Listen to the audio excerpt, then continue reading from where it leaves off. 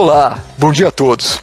Eu sou Renato Lulha, diretor de Relações com Investidores e Inteligência de Mercado do Itaú Unibanco.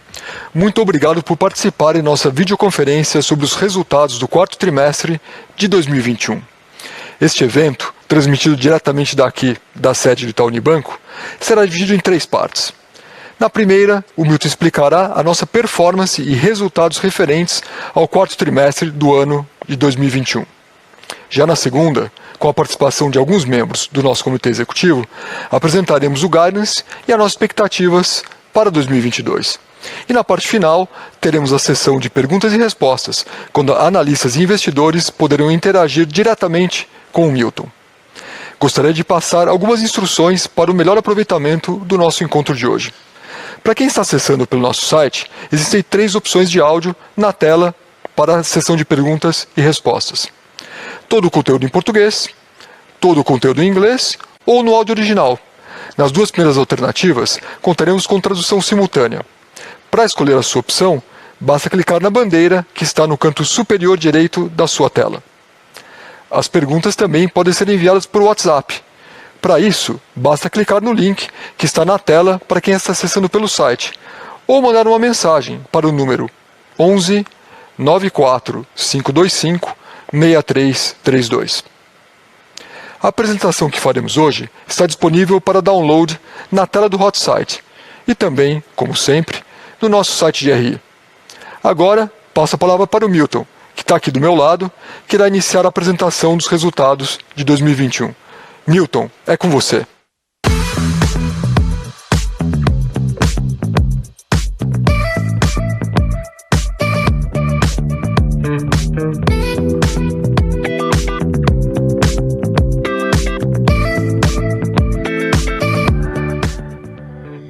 Obrigado, Renato. Bom dia para todos os presentes na nossa videoconferência de resultado, quarto trimestre de 2021. Primeiro, dizer que é um prazer estar aqui com vocês hoje, mais uma vez, agora com vídeo, um formato mais interativo, espero que vocês gostem. Queria começar agora a nossa apresentação no slide 2, destacando o nosso resultado recorrente gerencial, atingiu 7,2 bilhões de reais no trimestre, o que representou um crescimento de 5,6% e um ROI de 20,2%. No Brasil, como vocês podem ver, o lucro recorrente atingiu 6,6 bilhões de reais, com retorno sobre o patrimônio líquido de quase 21%. Um dos principais destaques do trimestre foi a carteira de crédito, que cresceu 6,7% no período e ultrapassou a marca de 1 trilhão de reais. Acho que essa performance foi impulsionada principalmente pelas linhas de cartões de crédito, financiamento imobiliário, crédito pessoal, que cresceram, como vocês podem observar, 15,5%, 8,3% e 9,6% respectivamente. A nossa margem com clientes teve um resultado extraordinário no trimestre, com um crescimento de 13,2% e atingiu 19,9 bilhões de reais. O volume de emissão de cartões continua renovando as suas máximas, a gente atingiu a marca de 4,8 milhões de plásticos emitidos em apenas um trimestre. Serviços e seguros apresentou um bom desempenho, com crescimento de 2,9%. E, por fim, não menos importante, o nosso índice de eficiência atingiu 43% no consolidado, é o menor nível da série no Brasil, com 40,7%. É uma queda de 1,4 pontos percentuais em apenas um trimestre. Importante destacar que esse é o menor índice de eficiência da indústria quando a gente faz com critérios comparáveis. Isso não foi fruto somente de uma forte agenda de crescimento de receitas, mas também o resultado de uma agenda de gestão de custos muito diligente. Outro número que eu gostaria de destacar é a quantidade de aquisição de clientes através dos nossos canais digitais. Foram 8,8 milhões de novos clientes em apenas um trimestre, o que representou um crescimento de 54% no período.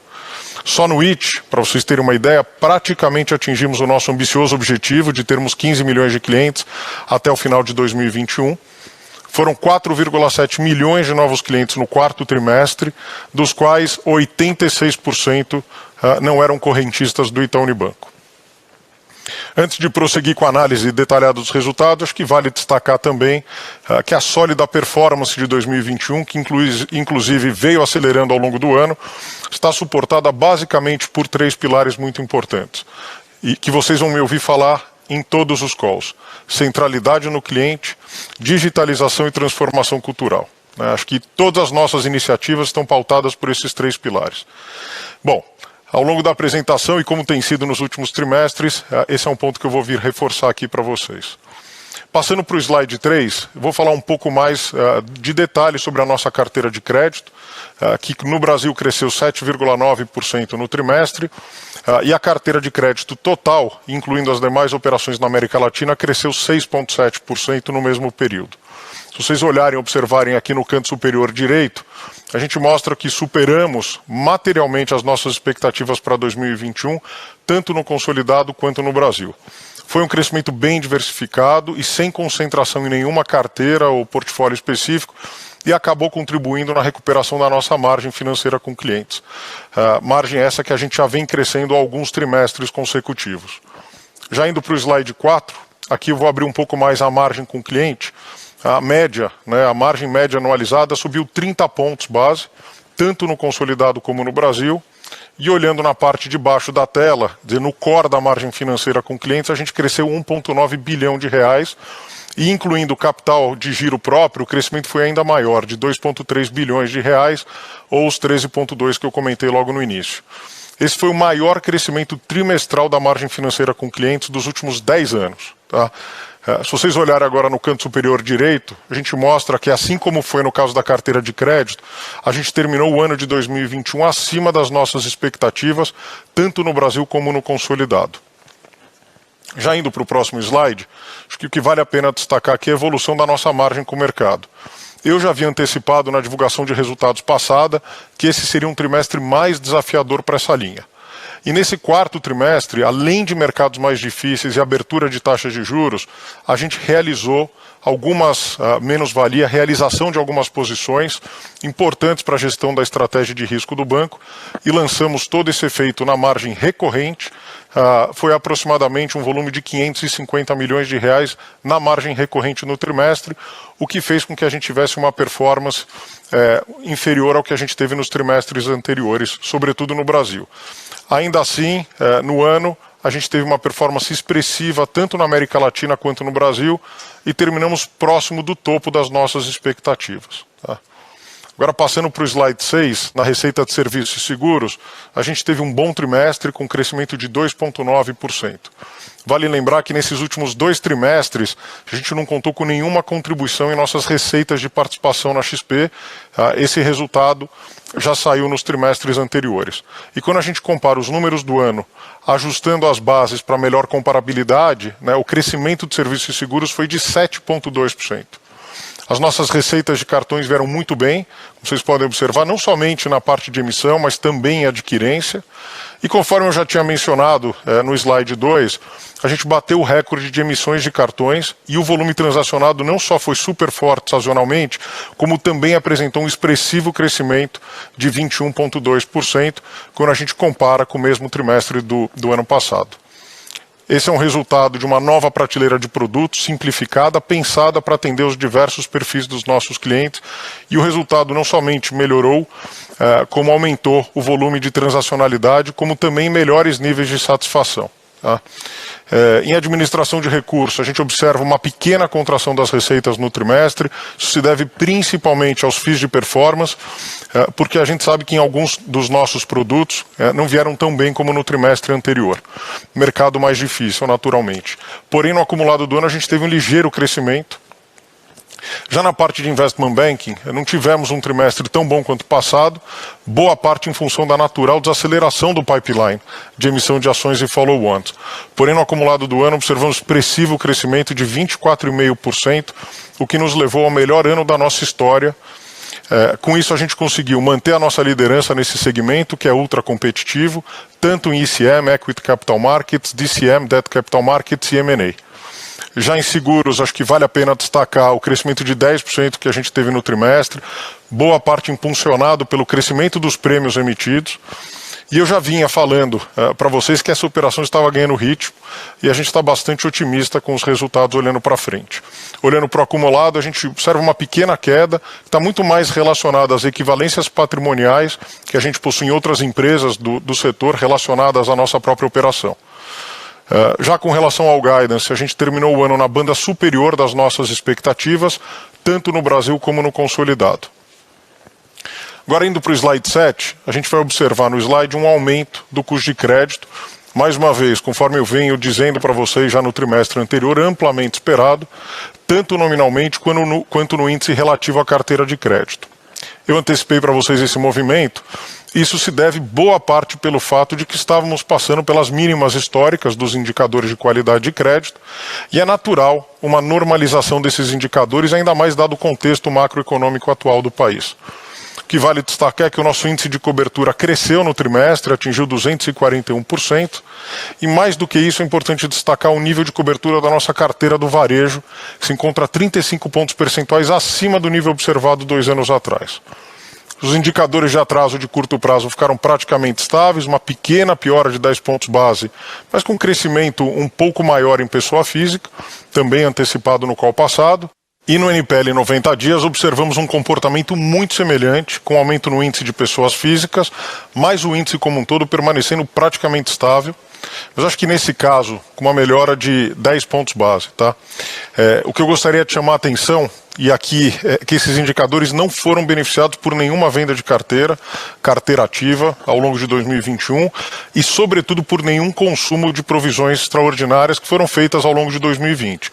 Então essa é a performance real da nossa carteira de crédito, super importante para fins de comparabilidade. Com relação ao guidance de 2021, a gente terminou o ano ligeiramente melhor do que o ponto médio, tanto para o Brasil como no consolidado. E vamos lembrar que esse guidance foi revisado para baixo ao longo do ano. Mudando de slide, agora no slide 8, vocês vão poder notar que a gente teve um crescimento das nossas despesas no trimestre. Como vocês sabem, é um período de forte sazonalidade, né? Mais volumes, campanhas, além do efeito integral do acordo salarial firmado com o Sindicato dos Bancários. Mas quando a gente compara a nossa performance do ano inteiro com 2019, vocês conseguem observar que as nossas despesas no Brasil caíram nominalmente 2,6%. O que de fato é muito positivo, dada a inflação acumulada no período de mais de 15%. Foi uma entrega muito forte e, em conjunto com o crescimento das receitas, sobretudo a margem financeira, isso acabou resultando em uma expressiva melhora dos nossos índices de eficiência, atingindo o menor patamar, como eu comentei agora há pouco, histórico aqui no Brasil. Tá? A gente tem a convicção de que esse é o menor índice de eficiência do setor no país.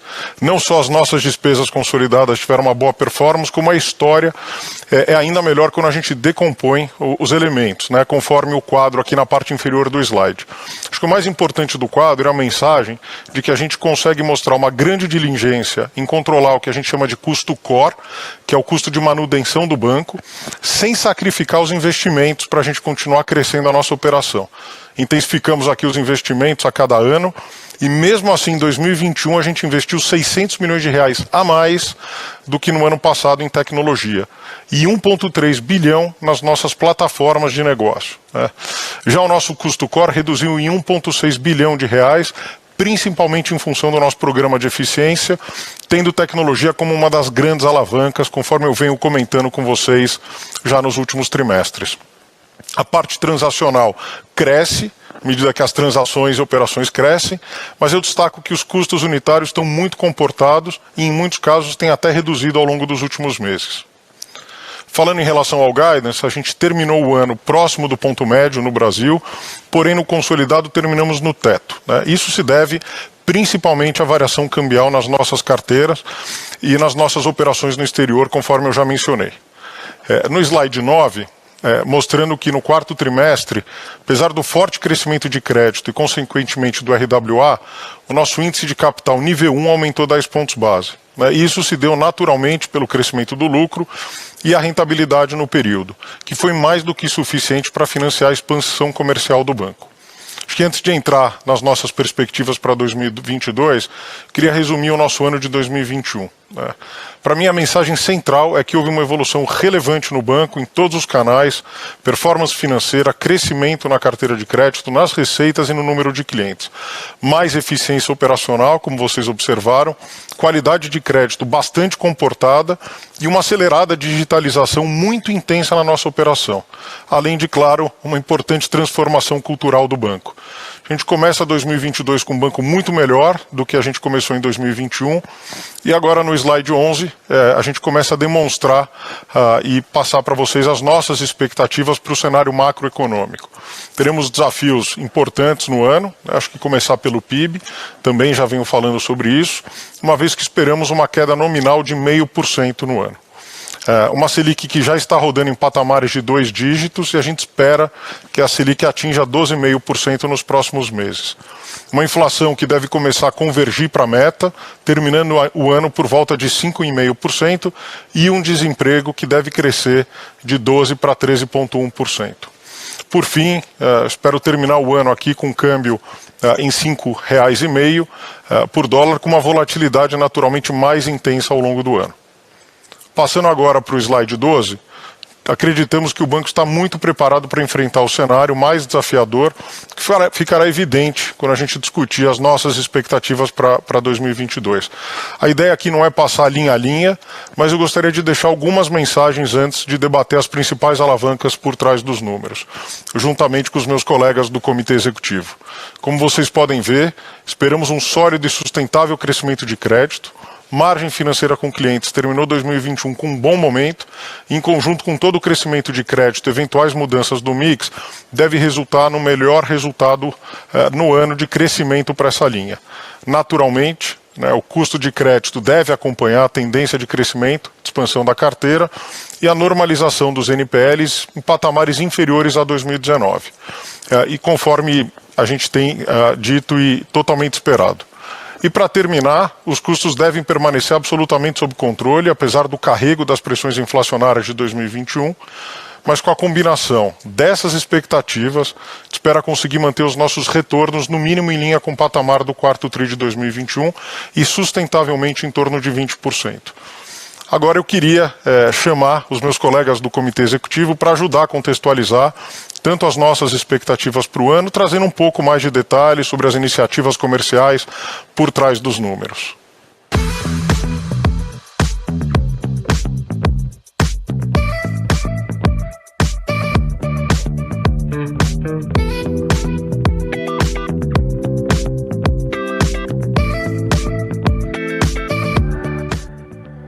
Bom, inaugurando esse novo formato, para esse primeiro painel, a ideia é falar sobre margem com clientes, carteira de crédito, naturalmente, e o custo do crédito.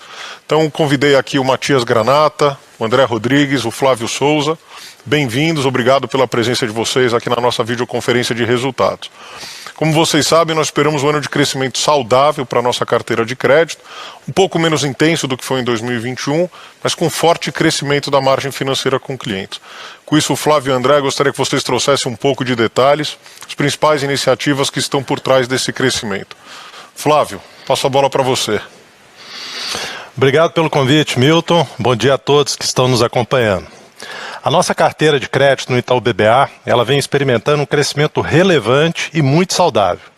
Nos últimos 2 anos, nós crescemos 54%, tendo superado a marca de 400 bilhões de reais no final do ano passado. Em 2022, o cenário de juros mais altos, naturalmente, vai se refletir uma demanda mais contida por crédito. Por outro lado, os juros mais altos, eles têm estimulado uma maior demanda por investimentos de renda fixa.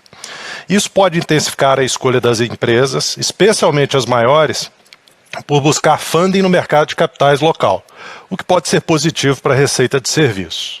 Nós temos implementado iniciativas importantes que têm nos permitido crescer mais rápido do que o mercado. E nós acreditamos que isso vai se repetir em 2022. Eu gostaria de destacar 3 iniciativas. O nosso foco no atendimento de empresas de médio porte, sendo que em 2021 nós intensificamos de forma relevante a nossa capacidade de apoiá-las nas operações estratégicas e de acesso ao mercado de capitais. Com isso, a nossa posição de parceiro mais relevante para as empresas de médio porte está cada vez mais fortalecida e nossa carteira de crédito cresceu mais de 25% nos últimos anos. Uma outra iniciativa é a criação do segmento agro.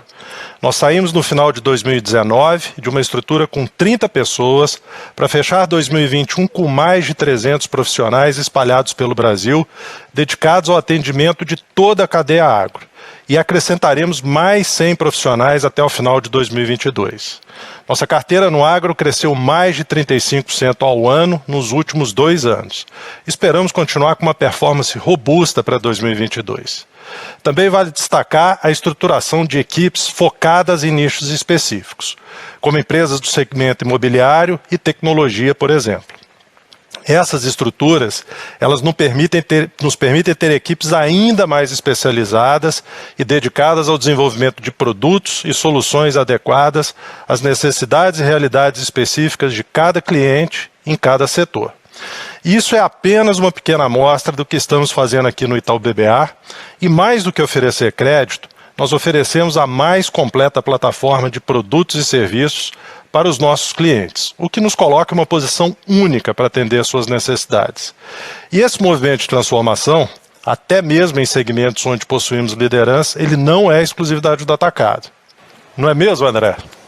Obrigado, Flávio. O varejo está passando aqui por enormes transformações que têm permeado toda a nossa operação, que foram estruturalmente endereçadas em 2021, no que a gente tem chamado aqui de Projeto e Varejo 2030. Nosso compromisso aqui é mudar completamente a experiência do cliente, buscando ressignificar a proposta de valor dos nossos negócios através de uma nova abordagem para todos os nossos produtos, serviços e o modelo de atendimento do varejo como um todo. Nesse sentido, e até aproveitando aqui as sinergias e complementariedade dos atendimento presencial, humano e dos canais digitais, nós estamos implementando um modelo integrado, verdadeiramente físico e omnichannel, onde, como e quando o cliente preferir. Diversos elementos aqui de simplificação, inteligência e ferramentas analíticas e modernização tecnológica estão sendo incorporados para mudar o patamar de UX, de satisfação do cliente, produtividade e dinâmica de negócio. E se eu pudesse traduzir os impactos mais importantes dessa agenda no varejo numa única expressão, seria crescimento robusto com qualidade. Crescimento qualificado da nossa base de clientes, é o maior crescimento dos últimos 10 anos, maior quantidade de contas abertas na nossa história, um crescimento muito vigoroso e saudável da margem financeira com os clientes já ajustado ao risco, um fortíssimo crescimento de produção, então a gente está experimentando aqui em grande parte dos nossos produtos recordes históricos, crescimento também na satisfação de clientes em todos os nossos segmentos e também com recordes históricos aqui de NPS em praticamente todos eles. E o bacana é que o papel das contas digitais, que agora é predominante, já é a maior parte, está se aproximando cada vez mais dos níveis de rentabilidade das novas contas lá nos canais presenciais, pela adoção aqui de uma série de técnicas analíticas de ponta, de vanguarda, como por exemplo o Market Performance. E isso traz para a gente o melhor perfil de crédito e mais potencial para oferta de produtos diversos, que agora estão chegando aos nossos clientes de uma maneira muito mais contextualizada, dentro da jornada natural de cada um deles. E não menos importante, o custo de aquisição está em seus menores níveis históricos. A gente acredita que já em 2022 a gente vai capturar boa parte do valor dessa estratégia e a gente vai seguir avançando aqui nesses e outros indicadores centrais, tanto de performance como de satisfação de cliente. Falando um pouquinho mais de detalhes aqui em relação à carteira de crédito em 2021, a gente terminou com um crescimento muito robusto de 30% da carteira de crédito PF, crescimento de 2 dígitos em todas as nossas linhas de crédito, mas com especial destaque para financiamento imobiliário, uma carteira que liderou o crescimento do nosso portfólio e que cumpre também um papel muito importante na lógica de fidelização de longo prazo dos nossos clientes. E obviamente isso aqui não foi por acaso, a gente investiu em desenvolver melhor os nossos canais digitais e na agilidade para avaliação de propostas, o que em conjunto com a nossa estrutura de funding permitiu que nós fôssemos mais ágeis nas aprovações e mais competitivos na precificação dos produtos. Isso claramente é uma vantagem competitiva que vai continuar com a gente vai carregar para 2022.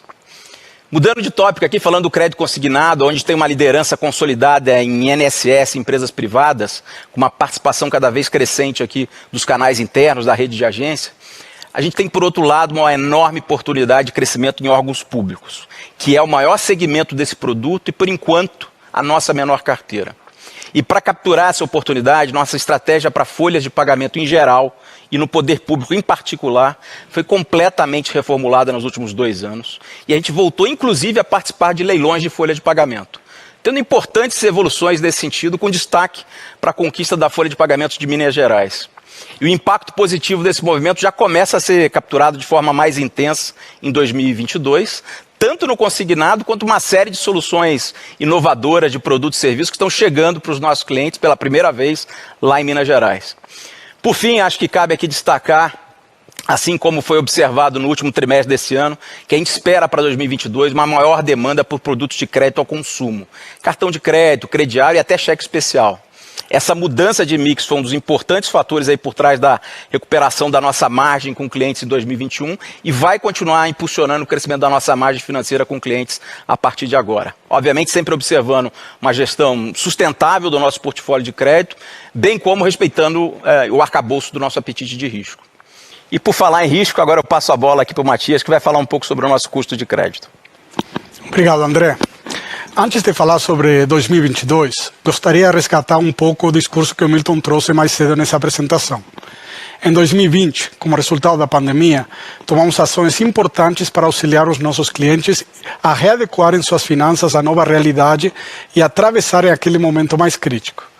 Essa estratégia, em conjunto com os programas de auxílio do governo e uma redução inicial dos gastos das famílias em função do distanciamento social, acabou fazendo com que os indicadores de qualidade de crédito em 2021 fossem melhores do que poderíamos esperar, com destaque para a carteira da pessoa física, que ainda se encontra 100 pontos base abaixo do índice de NPL 90 do quarto tri de 2019. A carteira flexibilizada já amortizou 42%, tem pouco mais de 1% em carência e mantemos 195% do índice de cobertura nela. Apesar do cenário macroeconômico desafiador para 2022, acreditamos que nossos indicadores de qualidade de crédito, e aqui estou falando dos índices de NPL e custo de crédito, irão se normalizar gradualmente e se estabilizar em patamares ligeiramente inferiores aos observados antes da pandemia, refletindo um mix com maior participação de produtos garantidos e avanços nos modelos e políticas de concessão. Projetamos para 2022 um incremento nominal do custo de crédito acima do crescimento da carteira. Isto reflete primordialmente o patamar excepcionalmente baixo observado no ano passado. Em relação a 2019, eliminando as distorções dos últimos 2 anos, vemos que o custo de crédito deve crescer aproximadamente 10 pontos percentuais a menos do que a carteira, mostrando evolução sustentável de nosso portfólio. Esta tendência é ainda mais marcada na pessoa física, onde o custo de crédito deve crescer 16 pontos percentuais a menos que esta carteira crescerá no período. Gostaria de dar destaque para 3 iniciativas que estarão muito presentes neste ano de 2022. Intensificaremos nossa agenda de uso de modelos de concessão com inteligência artificial no varejo, permitindo-nos avaliar cada vez melhor o momento de cada cliente. A gestão de portfólio passa a ter uma importância ainda mais relevante, não só no nosso planejamento estratégico e formação de carteiras, mas na previsibilidade e adequação tempestiva do portfólio a possíveis mudanças de cenários. E, por fim, a nossa cultura de riscos deixa de ser uma visão standalone para se inserir plenamente e de forma coerente na nossa transformação cultural em andamento do banco. A gestão de riscos será uma alavanca fundamental para avançarmos num banco mais leve, mais ágil e obcecado pelo cliente. Estou confiante de que possuímos um balanço muito robusto e com nível de cobertura, sempre norteado pelo nosso pilar de perda esperada, mais do que adequado para enfrentarmos as incertezas do ano.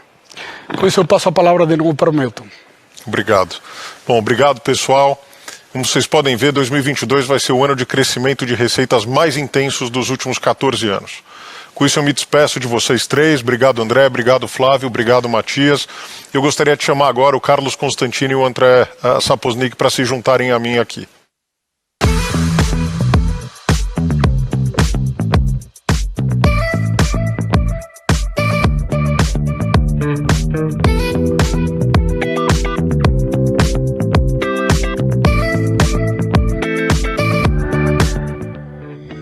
Bom, bem-vindo André, bem-vindo Constantini.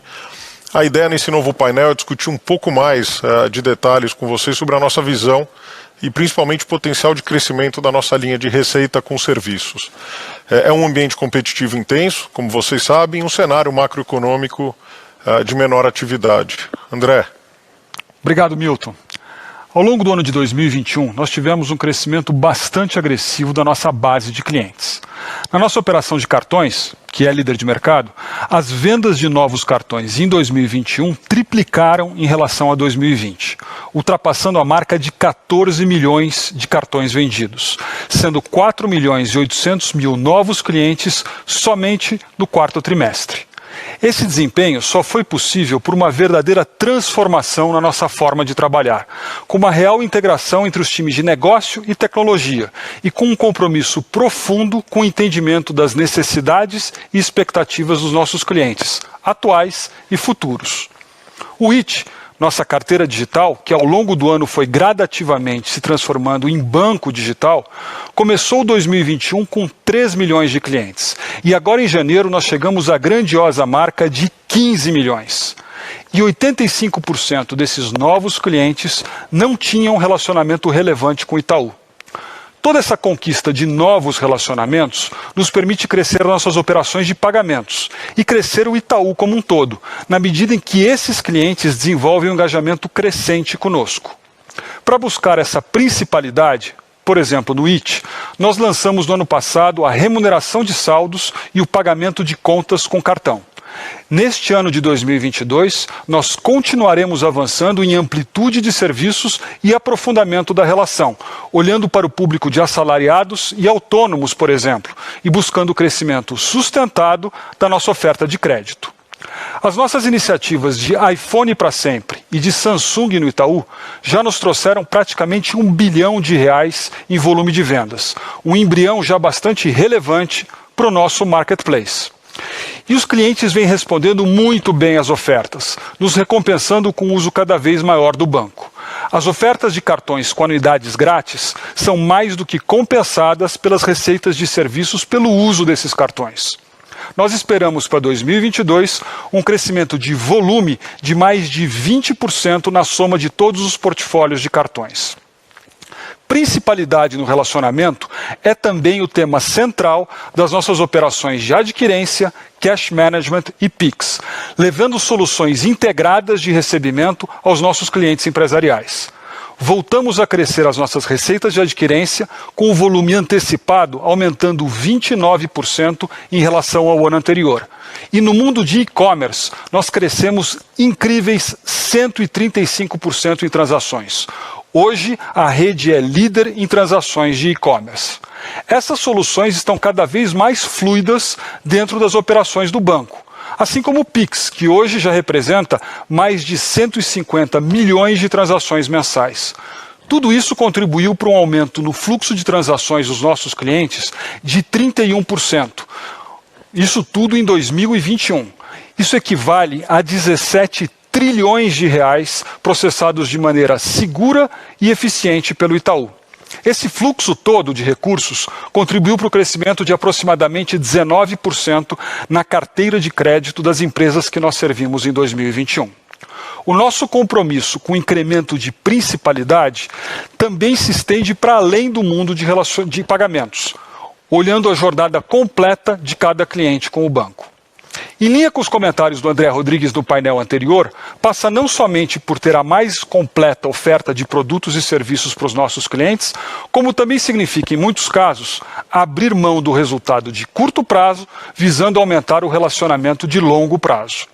Isso pode ser observado, por exemplo, em tarifas de conta corrente similares, que é uma linha de receitas que tende a ser comprimida no tempo, com a contrapartida de aumentar o valor a longo prazo da relação com os nossos clientes, estabelecendo mais vínculos, mecanismos de fidelização e, por consequência, reduzindo o churn ao menor nível da nossa história. Isso acaba abrindo oportunidades em todos os pontos de contato com os nossos clientes. Essa é a nossa receita. Crescimento e principalidade, que aliadas a uma incansável busca pela experiência perfeita, representam o melhor serviço aos clientes. A excelência aos olhos dos clientes será perseguida com um grande engajamento dos nossos times cada vez mais diversos, e com investimentos relevantes na modernização da nossa plataforma tecnológica. Por fim, apesar de estar na gestão do meu xará, André Rodrigues, aproveito para destacar a importante evolução das nossas operações de seguros em 2021. Aqui nós fizemos mudanças relevantes que passaram por alterações na gestão, nas principais lideranças da área, na redefinição da estratégia, no investimento em plataformas comerciais mais robustas e mais simples de operar, no desenvolvimento de força comercial especializada, na melhora de integração de canais de autoatendimento e jornada do cliente. Enfim, uma revisão completa. Nós não pretendemos reinventar a roda, e sim fazer o básico muito bem feito neste momento. Mas, claro, nos estruturando para saltos maiores, inclusive considerando avenidas de inovação e associação nos próximos anos. Essas iniciativas já têm tido um efeito sensível no resultado da operação e continuarão se intensificando ao longo de 2022, com oportunidade de crescimento de 2 dígitos para o nosso resultado num negócio que tem formação de carteira a longo prazo. Tudo isso sem esquecer da qualidade do atendimento e do suitability na venda dos produtos. Por falar em suitability, Constantini, bola com você. Muito obrigado, André. Bom dia a todos. 2022 traz uma dinâmica macroeconômica que conhecemos bem. A alta de juros, ainda mais na intensidade que está ocorrendo, acaba trazendo importantes mudanças no perfil de investimento no mercado, fazendo com que nossos clientes busquem por alternativas de menor risco, como fundos de renda fixa, que naturalmente possuem taxas de administração menores do que fundos de ações e multimercados. E a nossa jornada é justamente garantir que nós temos a mais completa prateleira de produtos e serviços para oferecer sempre o que é melhor e mais adequado para o perfil de cada cliente, não necessariamente o que é mais rentável para o banco no curto prazo. Essa atitude fortalece ainda mais a confiança dos nossos clientes. Tendo dito isso, 2022 será um ano de amadurecimento das diversas iniciativas que implementamos ao longo do ano passado. Lançamos o Ion, nossa nova plataforma de investimentos, e a cada dia temos aprimorado mais a experiência dos nossos clientes, não somente por investimentos pelo lado digital, como também a abertura de escritórios com especialistas para auxiliar nossos clientes em sua tomada de decisão. Mais do que isso, temos buscado cada vez mais complementar a nossa oferta de produtos, por exemplo, com o aumento de produtos internacionais em nossa plataforma. E para terminar, investimos muito na atualização da nossa corretora pessoa física. Acreditamos também que com a aquisição da Ideal, vamos conseguir ter uma oferta full service nessa operação. Essa transação também vai nos auxiliar a expandir o alcance do banco, trazendo uma plataforma tecnológica robusta, que vai, inclusive, permitir iniciar relacionamento com agentes autônomos de investimento. Assim como o Saposnik mencionou sobre cartões, mesmo considerando o nosso tamanho, eu estou muito empolgado com as oportunidades de investimentos que nós temos pela frente. E Milton, agora a bola é com você novamente. Obrigado, Consta. Obrigado, André. Bom, a ideia aqui era reforçar de fato para vocês e mostrar o enorme potencial que a gente tem de crescimento no banco como um todo. Não somente explorando algumas verticais novas, como o marketplace que o André comentou, mas também produtos tradicionais, como é o caso de seguros e de cartões. Bom, antes de passar para o próximo painel, eu gostaria de falar sobre a margem financeira com o mercado. Como vocês notaram, as nossas expectativas para 2022 apontam para uma redução material nessa linha. Isso se deve a alguns fatores que eu vou explicar agora. O primeiro está relacionado ao impacto negativo do aumento da taxa de juros, que tem impacto em algumas posições estruturais do banco. O segundo é o fim do overhead, que apesar de rentável, também tinha um impacto colateral, porque ele gerava, em momentos de desvalorização, créditos tributários que consumiam o nosso índice de capital. E no início do ano a gente já havia reduzido em 50% por conta de legislação virada para 2021, e agora em 2022 a gente tem um impacto integral do final do overhead. Já o terceiro ponto está relacionado à nossa decisão de proteger o nosso índice de capital, de fazer o hedge do índice de capital para efeitos adversos da volatilidade cambial. Para vocês terem uma ideia, essa volatilidade consumiu cerca de 140 pontos base do nosso capital nível 1 desde o início da pandemia. A gente constituiu posições estruturais em moeda estrangeira e a ideia é neutralizar esses efeitos, seguindo, além das melhores práticas internacionais, a legislação em vigor. E aqui também teve um fator importante para a decisão, que é a redução expressiva do custo de oportunidade, em função também do final do overhead. A nossa estimativa de impacto negativo, dado o aumento da taxa de juros nesse ciclo, da ordem de 2 bilhões de reais na margem com o mercado.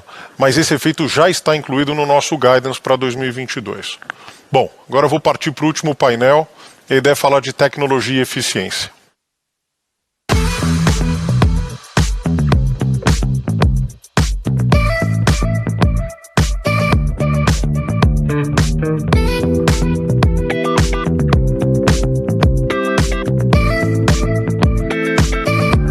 Bom, sejam bem-vindos, Guerra, Broedel.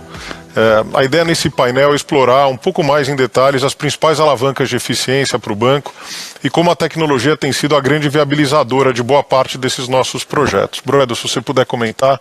Obrigado, Milton.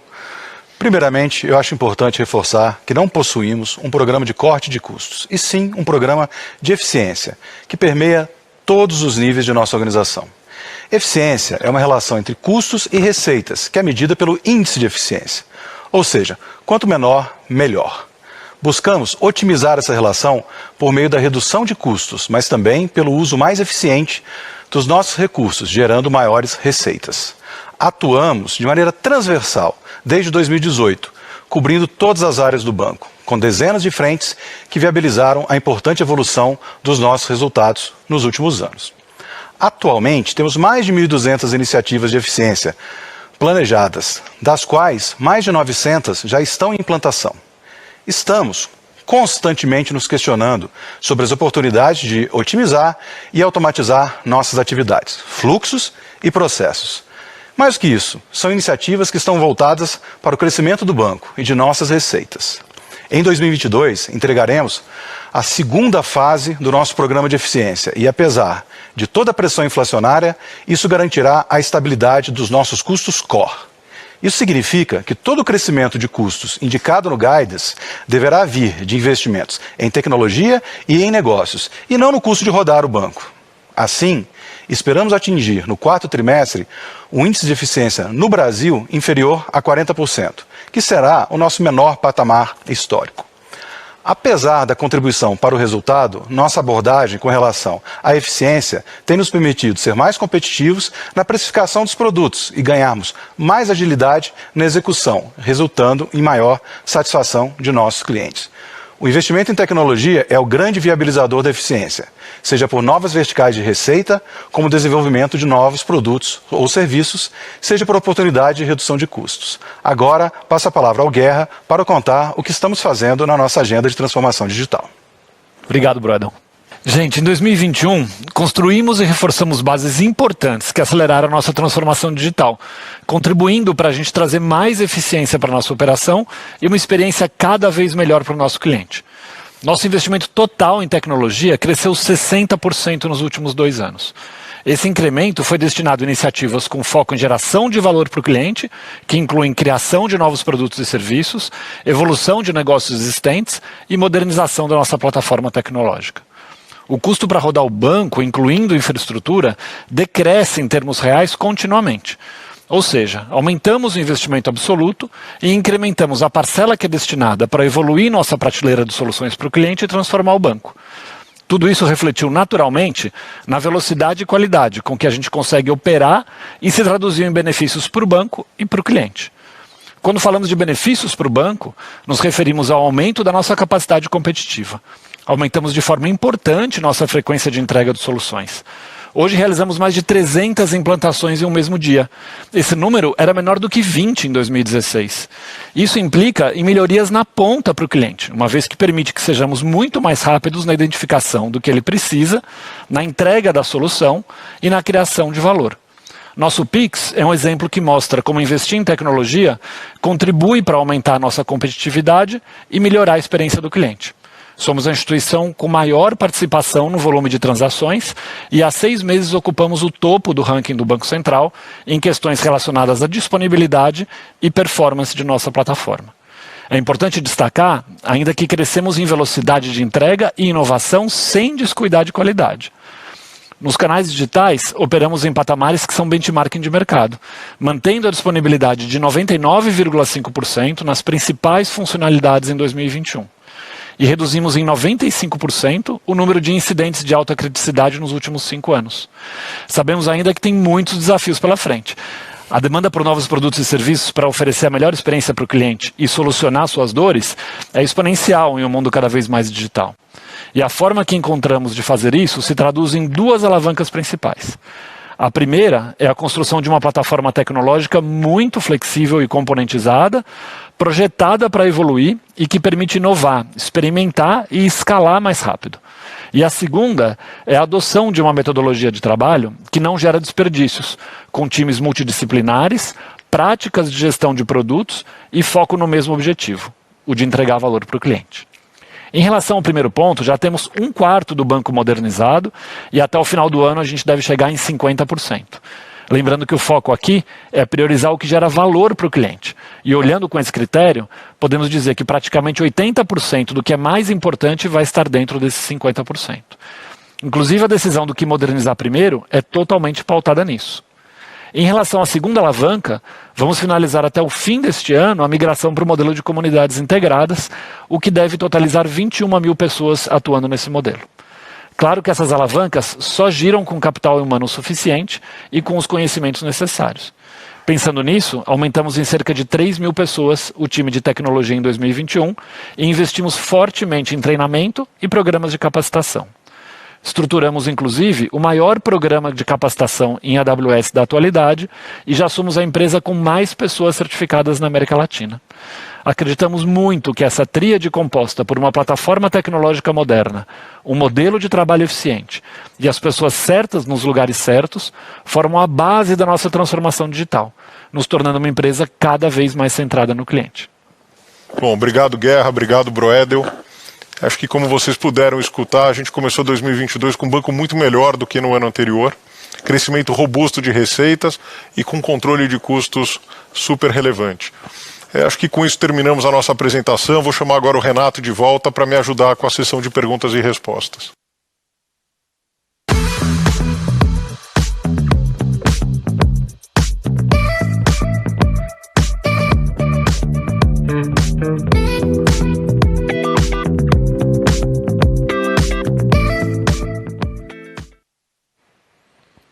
Oi, Milton.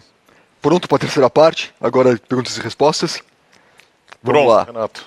Olha, lembro para vocês também que podem enviar perguntas pelo WhatsApp. Para isso, basta clicar no link que está aí na tela de vocês, pelo site, né? Ou se não, mandar mensagem para o número direto, que é o 11 94 525 6332. Lembrando que essa sessão do nosso evento é bilíngue, então a gente vai responder sempre no idioma que a pergunta for feita.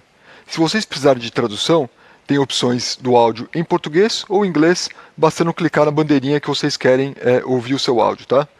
Então vamos lá? Primeira pergunta que a gente tem aqui é do Eduardo Rosman, do BTG Pactual. Rosman, bem-vindo. Opa, obrigado, bom dia a todos. Bom dia, Renato, bom dia, Milton. Parabéns aí pelos resultados, muito bons. A minha pergunta é sobre transformação digital. A gente sabe que o Itaú está passando por uma transformação muito grande e a gente também sabe que o trabalho é muito longo. O que eu queria saber é se já dá para dizer, né, se essa transformação, enfim, explica, né, ou ajuda a explicar essa performance tão melhor, né, que o Itaú está tendo versus os seus pares, né, nesse último trimestre. O guidance também indica isso, né? Porque para a gente, né, que analisa, né, os bancos aqui de fora, é difícil às vezes tangibilizar, né? Então, de quem está fazendo melhor esse trabalho. Então, por isso que a pergunta, já dá para dizer que essa transformação está ajudando realmente vocês a descolarem dos pares ou é algo que a gente vai perceber mais ao longo dos próximos anos? Obrigado. Obrigado, Rosman. Obrigado aí pelas palavras. Prazer em revê-lo. Obrigado a todos aí por participarem aqui dessa sessão de perguntas e respostas. Olha, assim, como é que eu te contextualizo essa questão da transformação digital? Primeiro, ela vai muito além, né, da transformação de plataforma tecnológica, que é um dos grandes objetivos e, naturalmente, como você falou, é sempre o processo mais lento. O Guerra falava agora há pouco, a gente fechou o ano com 25% das plataformas modernizadas, isso é fundamental para essa transformação digital, e a gente deve fechar esse ano com 50% das plataformas já modernizadas. Acho que o ponto central foi a forma como a gente priorizou esse trabalho. Então a gente partiu daquilo que é mais relevante do ponto de vista do cliente. Então no final do ano, 80% daquilo que é relevante para o cliente vai estar modernizado. E modernizado não é simplesmente reescrever os sistemas e colocar em cloud.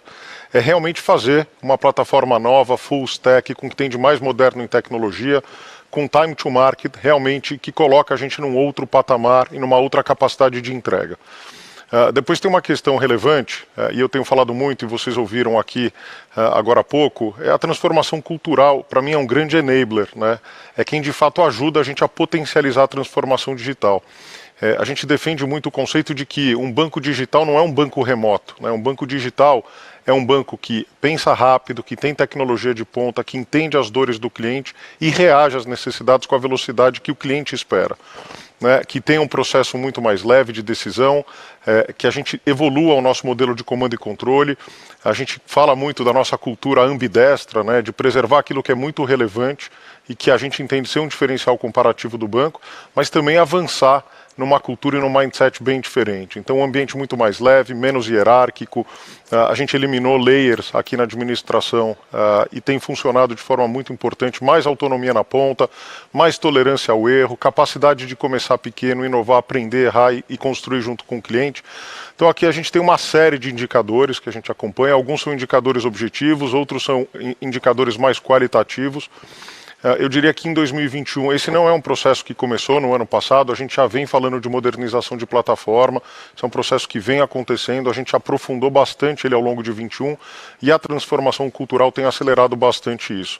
Então, a gente está bastante satisfeito. Hoje, mais de 60% das nossas vendas já são feitas através dos canais digitais, então te mostra que sim, tem parte do resultado.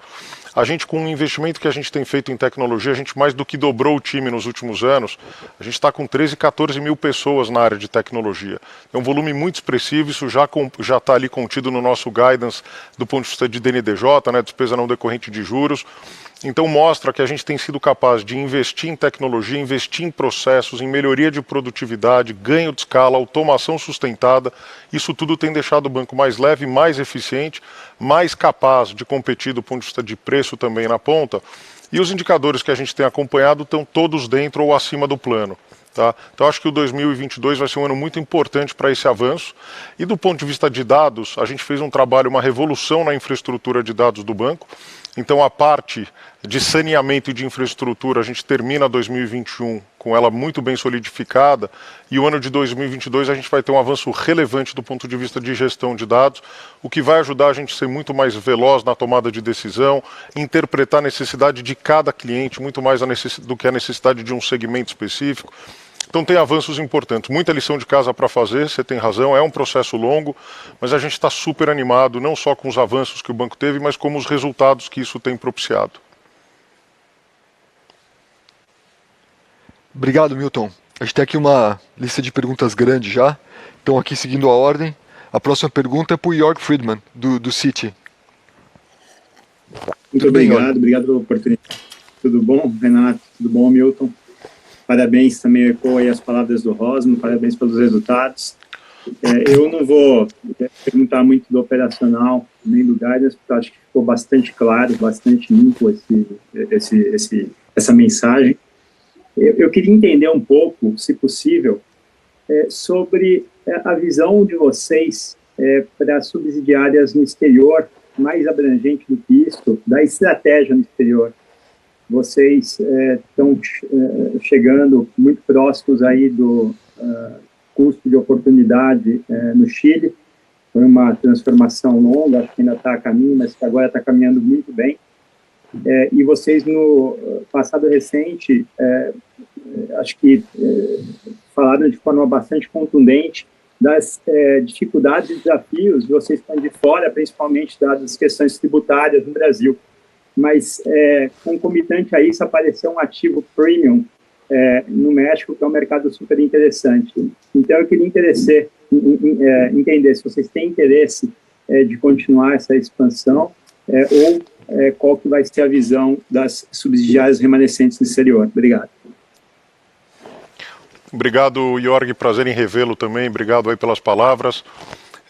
Quando a gente fala de estratégia internacional, super importante, há alguns anos o banco definiu fazer uma expansão internacional e hoje a gente tem uma operação bastante relevante, naturalmente sendo o Chile e Colômbia, o Itaú Corbanca, o maior ativo, né, na região. Os bancos que a gente tem, tanto na Argentina como no Uruguai e no Paraguai, vem performando muito bem. A Argentina naturalmente com desafios macro, né, desafios conhecidos, mas é um banco pequeno em que a gente tem conseguido operar muito bem, tanto na carteira de corporate, principalmente em tesouraria, onde a gente tem tido ganhos importantes aí, com todas as dificuldades e adversidades do mercado. Por outro lado, na Argentina, a gente tem usado um pouco como um laboratório de experimentação para algumas novidades. A gente tem uma plataforma nova, a Anki, que é uma fintech em que a gente desenvolveu completamente separada do banco. A gente ainda está iniciando, mas os avanços já são muito positivos. É um agregador de contas e a gente tem tido uma super receptividade e os sinais são super positivos. Então a gente está contente. No Uruguai e Paraguai são dois bancos mais consolidados, que têm um histórico de performance muito positivo. Eles rodam acima de 20% de return on equity na média e criam valor dentro da organização. Tá? A Argentina sempre tem uma discussão de custo de capital, mas hoje é uma operação que ainda cria valor, né, com esses resultados que a gente tem no atacado, originação, tem carteiras bucadas em Nassau, em que a gente gerenciou muito bem o risco cross-border e reduziu a exposição no momento certo. E aí o desafio realmente fica, e eu sempre falei isso, que o trabalho no Itaú Corpbank é uma maratona, né? Não é um trabalho de curto prazo. A gente passou alguns anos saneando algumas questões que surgiram logo depois da fusão, questões de crédito, de processo, uma integração de plataformas operacional e tecnológica super complexa. E a nossa decisão, logo que a gente assumiu o controle do banco, foi ter uma visão de mercado e de longo prazo, assim como a gente sempre fez no Brasil. Não privilegiando o resultado do curto prazo, mas privilegiando a criação de valor de longo prazo para o acionista. Então a gente imaginava que no quarto ou quinto ano da operação o resultado poderia vir. Ano passado a gente fez ano retrasado, né? A gente fez alguns ajustes importantes no balanço, fizemos alguns impairments que precisavam ser feitos. E esse ano a gente já teve uma performance bastante positiva no Chile, como você mesmo falou. Ainda é um desafio do ponto de vista tributário, tem uma simetria, o resultado que a gente gera nesses países a gente traz para o Brasil e tributa com a alíquota do Brasil, então isso é uma ineficiência e, portanto, deixa a gente também menos competitivo em operações internacionais. E tem o desafio de capital porque a gente tem o nosso apetite de risco bem definido no Brasil e a gente acaba mantendo um nível de capital aqui para suportar no consolidado essas operações. Com o custo de capital do Brasil, a gente estima rodando por volta de 14% agora, então isso também traz um desafio tributário e um desafio de capital. Tá? Então, olhando assim como um todo, a gente ampliou a nossa participação no Chile, como você deve ter observado, a gente fez um aumento de capital, isso foi positivo para o banco, porque o impacto no índice de capital foi praticamente imaterial, foi até ligeiramente positivo, porque a gente passa a observar um percentual maior do lucro. Agora, então a gente tinha 40% de participação por volta e a gente agora atinge por volta de 56%, que foi ótimo e um bom momento para fazer esse aumento de capital. Naturalmente, porque o banco agora vai adquirir mais um pedaço menor da operação colombiana, já estava contratado, e a gente vê como um todo o banco trazendo resultados. Colômbia ainda é um desafio. A gente tem um management muito dedicado, quer dizer, tem um trabalho sendo feito de simplificação da estrutura de custos, para que a gente consiga trazer a operação colombiana para um patamar de rentabilidade melhor do que a gente vem observado. E o grande desafio na Colômbia é a escala, né? É uma operação pequena e a gente tem de market share no varejo 3,5% de participação. Com uma estrutura de rede, agências, é sempre mais difícil rentabilizar. Enfim, então o grande tema na Colômbia é a escala, mas a gente está confortável nesse momento. A ideia é continuar melhorando o ativo que a gente tem lá. Tá? Falando de expansão internacional, eu não vejo isso como um foco nosso. A gente continua muito focado em consolidar os ativos que a gente já tem. E os resultados estão vindo, como você mesmo comentou, mas eu acho improvável que a gente faça qualquer outro movimento de consolidação ou de aquisição. A gente acha o México um país incrível, tem uma série de oportunidades, mas a gente também vê muitas oportunidades no Brasil e de melhorar as operações que a gente já tem. Tá? Então a gente não está no processo, enfim, nem sabemos se tem um processo formal que já começou. Por dever de ofício, a gente sempre olha qualquer ativo na região, então isso faz parte do nosso job description, mas acho improvável qualquer avanço nessa direção, na medida em que a gente realmente precisa focar e gerar valor para o acionista, né? E por conta dessas assimetrias, qualquer operação fora do Brasil de relevância aloca um capital muito grande e destrói valor para o acionista no longo prazo. Então a gente está contente de chegar nos patamares do Chile, mas acho que a gente já tem um prato bem servido para seguir adiante. Muito obrigado, Milton. Vamos para a terceira? Vamos lá. Seguindo aqui a ordem, a próxima pergunta vem do Gustavo Schroden, do BBI. Gustavo, tudo bem? Bom dia, vocês me ouvem? Escutamos bem. Tá bom, bom dia Milton, bom dia Renato. Obrigado aí pelo call, parabéns pelo resultado, como os meus colegas já comentaram, realmente muito bom. Eu queria voltar só num tema específico, principalmente dessa questão da tesouraria e do hedge de capital. A gente entende que existe, né, uma necessidade, talvez, de neutralizar o diferencial ou descasamento que existe quando você tem uma variação cambial e o impacto que as suas operações fora causam no RWA. Se eu não estiver enganado, acho que a questão de passivo e ativo, eles estão bem redeados, mas existe uma ponta pendente aí que é a de capital, né, se eu não tiver enganado. A minha dúvida é, como é que a gente faz o net? Porque, se eu entendi, esse hedge que você está fazendo de custo de capital, ele vai... Esse hedge que você está fazendo no capital, ele tem um custo de oportunidade, você está passando uns 2 bi, você está estimando um impacto de 2 bi e vai passar na tesouraria, mas o meu ponto, assim, obviamente olhando aqui de fora, né, me parece não é um custo de oportunidade irrelevante, né, 2 bi é um resultado relevante. Se eu puder explicar para a gente, Milton, qual que é a contrapartida que você enxerga no capital que justifica, vamos dizer, perder esses 2 bi, vamos chamar assim, na tesouraria? Enfim, se você pudesse explicar a lógica ou o net que você tem, né, contra esses 2 bi que você está perdendo lá em cima. E a outra questão em cima disso ainda é, eu imagino que isso não seja one-off, né, só 2022. Acho que você vai manter essa estrutura de hedge para o capital, e se a gente deve esperar, então, aí, para os próximos anos, uns 2 bi a menos no resultado de tesouraria. Obrigado. Obrigado, Gustavo. Obrigado pelas palavras. Prazer em revê-lo também. Deixa eu contar um pouco da nossa estratégia de hedge e por que a gente avançou com essa nova estratégia de hedge do índice de capital.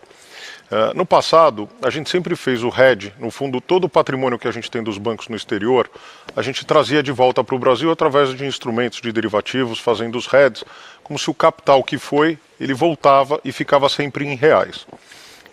Essa era uma estratégia super vencedora, do ponto de vista tinha uma simetria tributária importante, e fazia com que a gente, em cima disso, fazia o overhead, que você conhece bem a estratégia, e tinha um custo de oportunidade muito alto, né? Então, primeiro elemento, já na virada de 2021, por mudança de norma, a gente enquadrou metade do overhead, a simetria tributária, e na virada do ano de 21 para 22, a outra metade. Então, o custo de oportunidade do overhead diminuiu, porque ele acabou, tá? Então, ficou só a parte do hedge. O outro lado dessa moeda é que o overhead, justamente num evento de desvalorização cambial, ele acaba trazendo e gerando um crédito tributário esse que tinha um consumo importante nos nossos índices de capital. E o outro aspecto negativo é que, como você ficava com o patrimônio dos bancos redeado e, portanto, em reais, todo o RWA das carteiras ficavam variando com a moeda. Então eles consumiam mais ou menos capital dependendo da desvalorização das moedas, e aqui não é só o dólar real, é o peso chileno, é o peso colombiano, é o peso argentino e todas as moedas dos países onde a gente está, inclusive o dólar, tá? Porque essas moedas naturalmente passam pelo dólar real. Então qual era a nossa preocupação? Primeiro, no passado a gente sempre trabalhou com um buffer, justamente para eventos adversos aqui de desvalorização cambial, seja pelo crédito tributário, seja pelo efeito no RWA. Qual foi a decisão que a gente tomou? É muito ruim, né, você gerir um índice de capital do banco, porque no final do dia é aí que está a criação de valor do acionista, de uma variável que você não controla. Então você fica à mercê do câmbio. Então decisões que você toma prospectiva, né, olhando se você pode, dado um apetite de risco definido no conselho, você perde flexibilidade de tomar decisões, de crescer o banco, de eventuais aquisições, fusões, associações, o que for.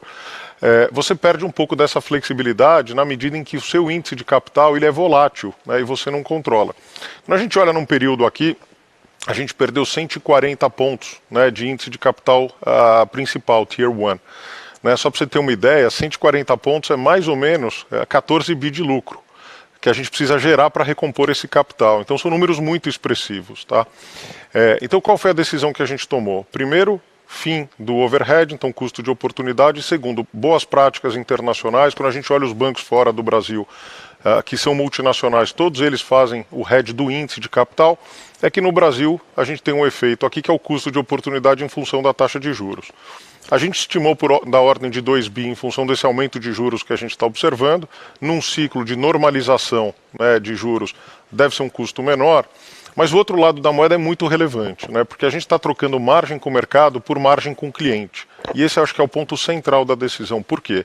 Primeiro, em qualquer evento de desvalorização, sobretudo num ano que pode ter alguma volatilidade no câmbio, um ano de eleição, a gente não vai ter efeito no índice de capital por esta razão, que é super positivo. O banco tem capacidade de gerar resultados e capital mais do que suficiente para crescer e crescer as carteiras, e a gente consegue, com isso, trabalhar com um nível de apetite menor do que o apetite atual, o que permite com que a gente, do outro lado, possa alavancar mais o banco, gerar mais negócio e fazer operações de associação, aquisições, o que for. Então, o outro lado da moeda, na nossa visão, gera mais valor para o acionista, porque estabiliza e tira a incerteza e aquilo que a gente não controla, e, por outro lado, permite que o banco trabalhe mais alavancado e que o banco também consiga gerar mais valor na medida em que você consegue invadir os buffers atuais. Então isso acho que é super positivo no final do dia. A gente quis ser super transparente em relação ao custo de oportunidade, por volta de 2 bi, pode ser um pouco menos, pode ser um pouco mais, a depender do comportamento das taxas de juros, mas do ponto de vista de criação de valor para o acionista, a gente acha que isso é uma decisão super acertada e positiva. Tá?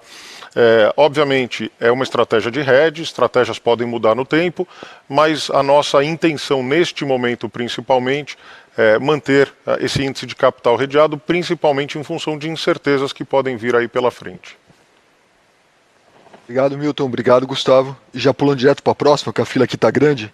Próxima pergunta vem, então, do Thiago Batista, de UBS. Tudo bem, Thiago? Bem-vindo. Parabéns aí pelo resultado, pelo Guidance. A minha pergunta é em relação ao projeto que foi aprovado no Banco Central recentemente, da Sandbox, onde a Italcard vai realizar, se eu entendo bem, transações de função de crédito via Pix. Vamos falar um pouquinho de como vai ser a dinâmica desse processo, quanto vocês imaginam que isso vai mudar o business de cartão de crédito no médio prazo, e entender exatamente quão relevante pode ser essa mudança para o mercado e, obviamente, para a Italcard. Ótimo. Thiago, obrigado, prazer em revê-lo, obrigado aí pelas palavras.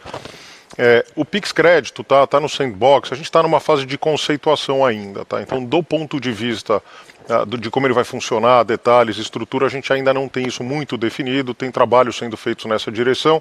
Nossa expectativa até o final do ano é ter ele bem conceituado, tá? Então ainda tem um lag de tempo que eu acho que é relevante aqui para a gente ter melhores definições. Mas assim, acho que o ponto central é o seguinte: o Pix ele veio para ficar, nós abraçamos o Pix desde o primeiro momento, então a gente não luta contra aquilo que é realmente importante e bom para o cliente. Então logo que o Pix veio, a gente priorizou o Pix em todos os canais para os nossos clientes. Tá? Hoje a gente vem operando com market share no volume por volta de 20%, um pouco abaixo, tanto em pagamentos e recebimentos, e o volume de chaves do banco muito relevante. Então a gente penetrou muito forte na base de clientes e a gente colocou um Pix como produto central e principal para aquele cliente que de fato quer fazer uma transferência, seja pessoa física, pessoa jurídica. Qual é a nossa estratégia? É abraçar a inovação e tudo aquilo que fala com a centralidade no cliente. Esse é o nosso foco, o nosso único objetivo. Tá? Ainda que isso signifique renúncias de resultado no curto prazo. A nossa visão é lifetime value, criação de valor no longo prazo, né? Proximidade com os nossos clientes e encantamento. No fundo é isso. Então, se o Pix renuncia, em alguma medida a gente tem que renunciar a algumas tarifas, faz parte, a gente fez isso no ano passado, já teve uma renúncia importante. No Guidance de 2022, tudo que vocês estão vendo lá na linha de receitas e serviços já considera e já comporta todo e qualquer efeito do Pix. Como a gente é muito relevante no arranjo de pagamentos como um todo, seja no emissor, no adquirente, a gente acha que o Pix também vai ter um papel importante, não sabemos exatamente com que desenho, mas tudo que for relevante para o mercado, né, relevante para o cliente, acima de tudo, a gente quer estar na vanguarda e esse é o nosso grande objetivo. Então não consigo te dar ainda grandes detalhes, talvez nos próximos trimestres, mas o fato dele ter sido eleito no Sandbox mostra, acho que a nossa iniciativa de estar aberto, de se desafiar, de quando for necessário ser disruptivo em alguma linha de negócio, a gente vai estudar, porque é melhor que a gente avance e faça do que ficar esperando o mercado fazer.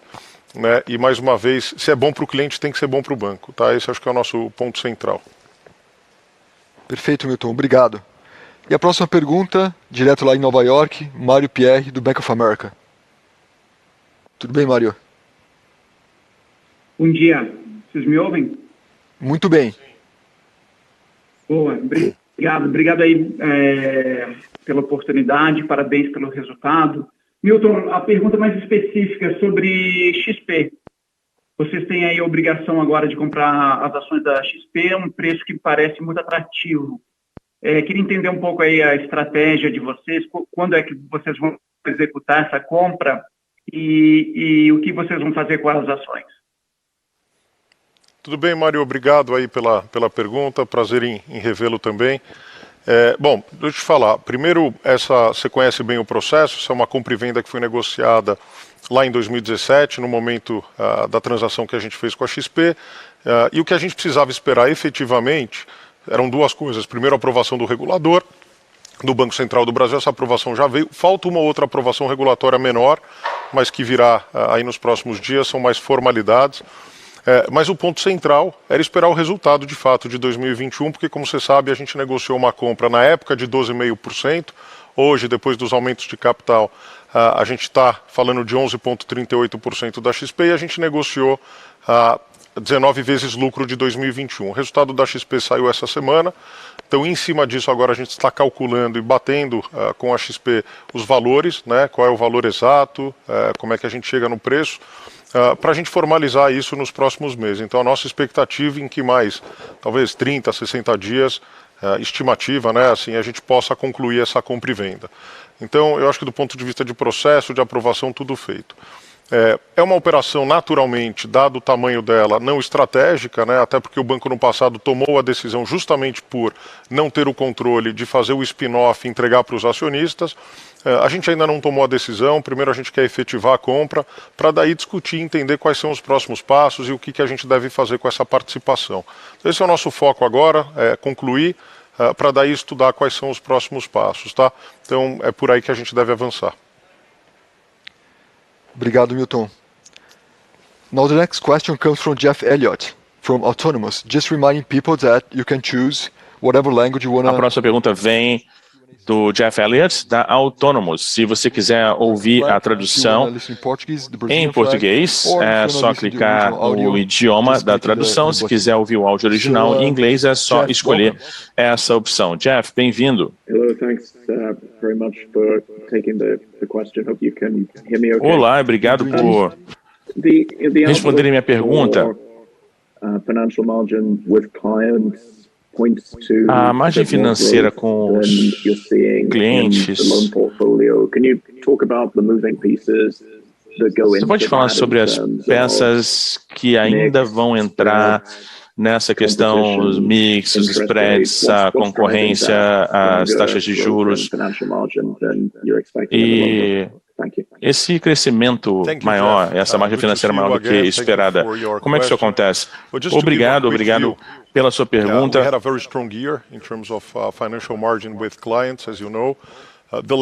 Nós temos um ano forte em termos de margens financeiras. O último trimestre foi muito forte e como a gente tem crescido no portfólio de forma muito saudável e construindo um bom portfólio, acreditamos que vamos ter um ano forte, um ano sólido em termos de margens financeiras com clientes. Isso porque esse portfólio tem sido solidificado nos últimos 3, 4 meses. Existe uma inércia do efeito desse portfólio ter tido um ano completo em 2022, ou seja, esse é um componente bem importante. O outro são as taxas de juros e o nosso capital de giro. Impactou não só o capital de giro, mas também os investimentos que nós temos dos nossos clientes. Nós temos um impacto positivo. Então, combinar esses efeitos, o portfólio que a gente tem construído, mais o impacto nos investimentos, mais o investimento do nosso capital, e é por isso que nós acreditamos que nós podemos expandir a margem financeira em 20% aproximadamente em 2022. Basicamente, essa é a razão. E se você só pegar o accrual que nós já temos, serão 13% sem nem esforços adicionais. Mas nós vamos continuar a construir o portfólio em 2022 num ritmo diferente do que nós construímos em 2021. Então, pode ser que nós estejamos um pouco abaixo em termos de crescimento de portfólio, como você viu, mas com um mix muito bom. Nós vemos o portfólio de varejo crescendo, o de atacado também crescendo, num ritmo ritmo bom, mas tudo isso depende de como é que esses mercados de capital vão evoluir em 2022, mas em termos de varejo nós continuamos a ver muitas oportunidades. E por outro lado, nós temos construído o portfólio em termos de produtos garantidos mais do que em produtos limpos, mas nós vimos nos últimos 2 meses uma recuperação importante no portfólio limpo, o que também nos ajuda com a margem com os clientes. E basicamente, então é por isso que nós acreditamos que nós vamos alcançar isso em 2022. Obrigado, Milton. E agora aqui nós passamos para inglês. Vamos ouvir uma pergunta do Tito, da Goldman Sachs. Bem-vindo. Good morning. Milton and Renato, bom dia. Milton, Renato, my obrigado por aceitar minha pergunta. Minha pergunta tem a ver com o crescimento em termos de expectativas de crescimento para esse ano, especialmente no Brasil, crescendo com 2 dígitos. Eu sei que tem uma desaceleração aí em termos de comparação com 2021, mas com que nível de conforto vocês diriam que o crescimento vai continuar com a questão da recessão possível, a diminuição do PIB e tudo mais? E vocês indicaram que as provisões vão aumentar. Qual o seu nível de conforto com o crescimento nesse ritmo? Será que vocês podem dar um pouco mais de detalhes em termos dos segmentos e que o crescimento vem do setor corporativo, vem no setor de varejo e como é que nós podemos projetar esse crescimento tão sólido? Obrigado, Tito, pela sua pergunta. É bom te ver de novo. Basicamente, o que nós vemos é que ainda existe a oportunidade de expandir o portfólio. É importante. Nós temos menos 0,5%, mas vamos dizer que seja um PIB de 0 para 2022, tá? Comparando com o crescimento de portfólio, a gente tem que olhar para o PIB nominal. E quando a gente leva a inflação em consideração, a gente fala de 7 a 8% de PIB nominal para 2022, um portfólio que deve crescer aí em termos de em torno de 10 a 12%. Tem um processo inflacionário importante no Brasil que é relevante para o crescimento do crédito e do portfólio. A gente está bem confortável com o ritmo, é claro. A gente tem uma forma muito relevante e também tem a tecnologia para decidir, tomar nossas decisões de crédito. Temos muitas informações sobre o cliente, nós estamos fazendo pesquisa o tempo todo. Então, se você se sente mais confortável, nós vamos, se a gente se sentir mais confortável, a gente vai entregar mais. Se a gente sentir que tem que desacelerar, vamos fazer isso. Essa é a nossa expectativa. Nós ainda acreditamos que haja oportunidade. Existe um portfólio já construído em 2021 que tem uma inércia natural em 2022, mas nós temos a confiança em um ritmo menor, obviamente, do que o que aconteceu em 2021, que nós vamos perceber um crescimento saudável do portfólio, tá? Por outro lado, eu sei que a sua pergunta tem mais a ver com o nosso ritmo de crescimento do portfólio, mas falando do ritmo de crédito, é importante enfatizar que quando a gente fala de 2022, a gente acredita, como nós já implicamos no custo de crédito, que isso vai crescer. Estamos falando sobre a base nominal, então é importante falar sobre o índice e o nosso custo de crédito em relação ao portfólio. Nós acreditamos que nós devemos crescer, mas ainda um pouco atrás do que nós percebemos no cenário pré-crise, pré-pandêmico.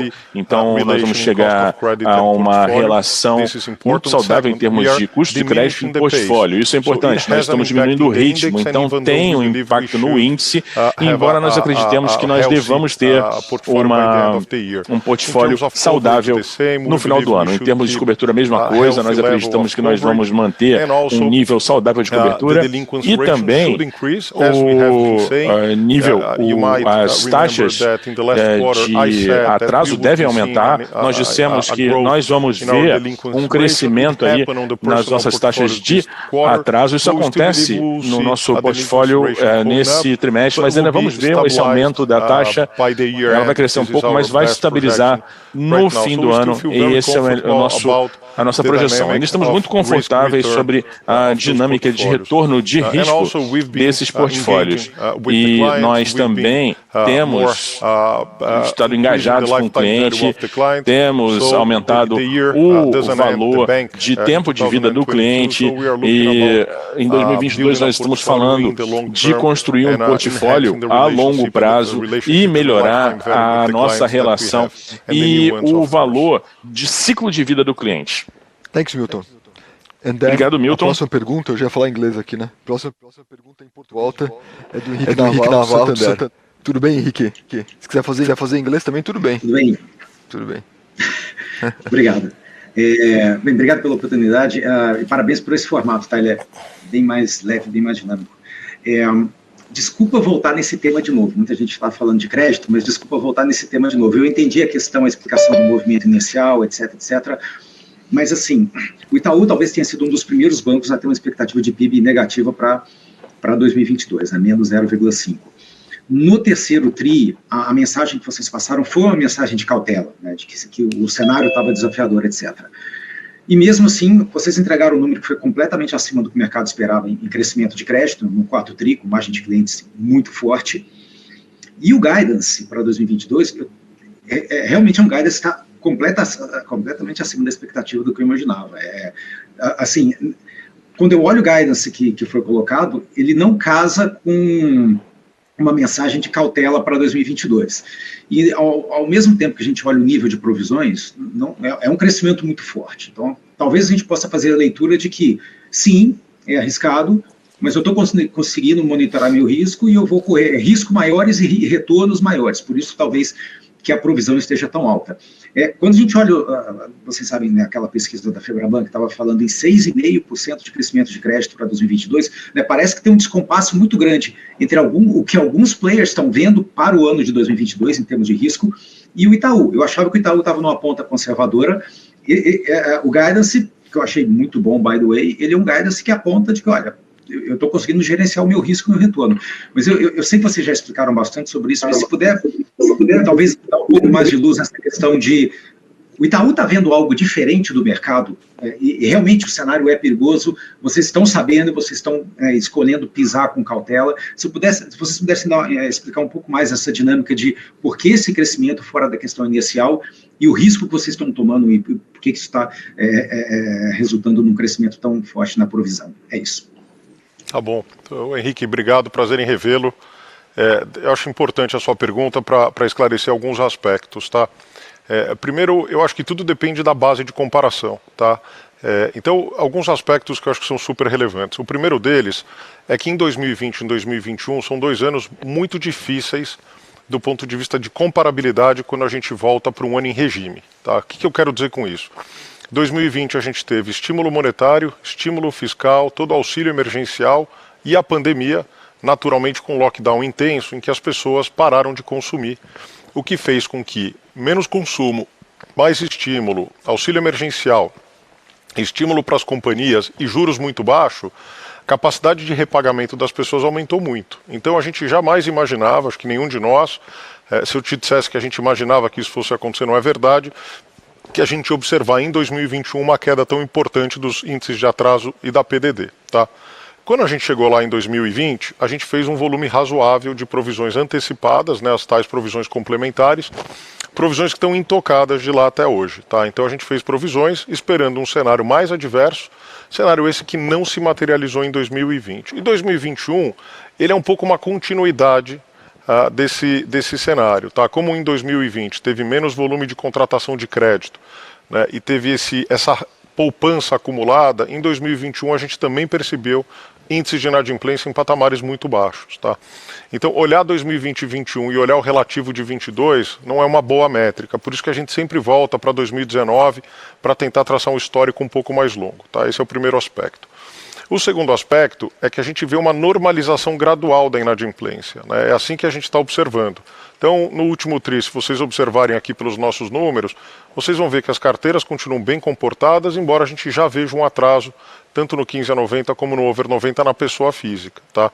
E eu fiz esse ponto durante o meu comentário original, mas não é menos relevante a informação. Mais uma vez, a gente não teve venda de carteira, venda de portfólio.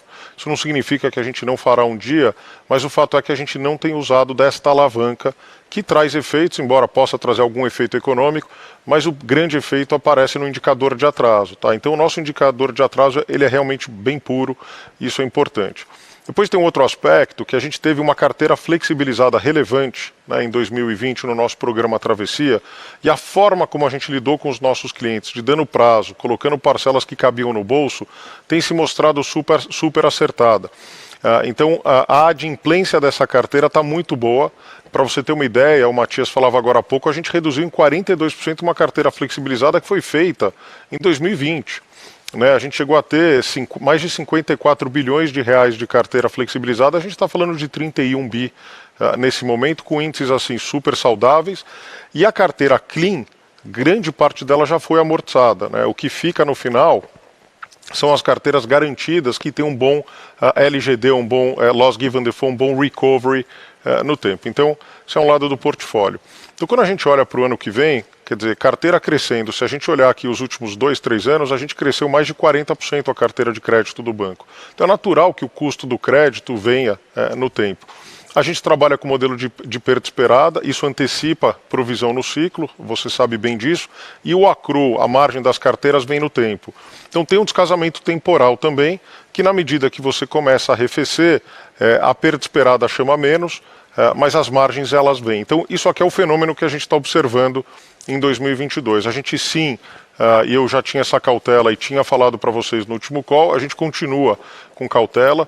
Essa é a nossa melhor expectativa do guidance. Como você sabe, a gente vai sempre privilegiar o melhor resultado do banco, né, e não ficar absolutamente cego em relação à expectativa. Se tiver algum ajuste de expectativa para ser feito, faremos ao longo do ano.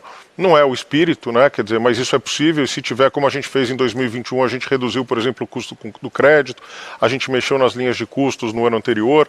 Enfim, então se tiver algum ajuste para fazer, faremos. A gente continua construtivo em relação ao cenário, expectativa de entregar um ROI por volta de 20%. E lembrando, o que eu também acho que é central nesse nosso guidance, é que não há nenhuma expectativa de consumo material das provisões complementares. E isso é relevante para o número. Então você está vendo um crescimento que pode ser de 5, 6 bi, sem lançar mão de nenhuma provisão complementar que a gente fez. Então a gente acha que o balanço está bem defendido, a gente tem provisões complementares, e se a gente encontrar, quer dizer, um ciclo de crédito mais difícil, ou alguma, e a gente está diante de um cenário de um pouco de incerteza, a gente sempre tem cobertura para poder fazer frente a isso. Tá? Então, eu acho que o balanço está bem defendido, a expectativa é positiva e o risco-retorno das carteiras tem se mostrado bastante saudável. Tá? É natural, eu acho que a tua pergunta é válida. Agora, tem o outro lado da moeda, que a gente entra num ciclo de aumento de taxa de juros que também traz impactos na margem com clientes importante, né? Então por isso que você vê parte desse resultado vindo tem efeito taxa de juros. E a carteira, se a gente olhar no Brasil, crescendo entre 11,5% a 14,5%, 12%, 13%, para um PIB nominal de 8, 9, não parece ser tão relevante. E são produtos e portfólios que a gente tem grande domínio, clientes que a gente conhece bem, mas, de novo, aqui a gente está sempre com o dedo no pulso, o futuro é incerto, então a gente vai trabalhar com a cautela devida, se necessário, ao longo de 22. Obrigado, Milton. E a próxima pergunta, or the next question, I'm unsure with Jason Mollin, if it's going to be in Portuguese or in English. A próxima pergunta, não sei se vai ser em português ou em inglês. Bem-vindo, Jason, pode escolher. Renato, Milton e todos. Eu gosto do novo formato da reunião, mas a minha pergunta hoje em inglês. My question is related to what Milton you just mentioned. A minha pergunta tem a ver com o que o Milton mencionou agora. O Itaú pode gerar 20% de ROI de base sustentável. Nesse contexto, eu queria voltar ao slide que vocês sempre publicam em todos os tri. Eu acho que é o slide 17. Mostrando uma criação de valor de 9,3 bilhões de reais em 2021 e 99% disso gerado pelo segmento de seguros. Esse segmento teve um retorno de capital regulatório de 22,3%, 22,5%. E uma pequena destruição de valor de um portfólio de crédito ou de uma carteira de crédito. Como é que os investidores devem enxergar esse ROI sustentável e os retornos nesse segmento? Oi, Jason, vou responder em inglês, embora eu saiba que o seu português é melhor que o meu inglês. O que eu posso falar sobre esse modelo de negócios e como nós passamos essa informação? É importante ressaltar que a gente está vendo a base anual. Então, claro, você olha de uma perspectiva de crédito e não houve capital ou criação de valor quando olhamos os picos que nós tivemos. Então, toda a criação de valor veio de serviços ou outras receitas, basicamente, como você disse. Mas olhando o último TRI, nós vimos uma tendência positiva de crédito, gerando assim valor.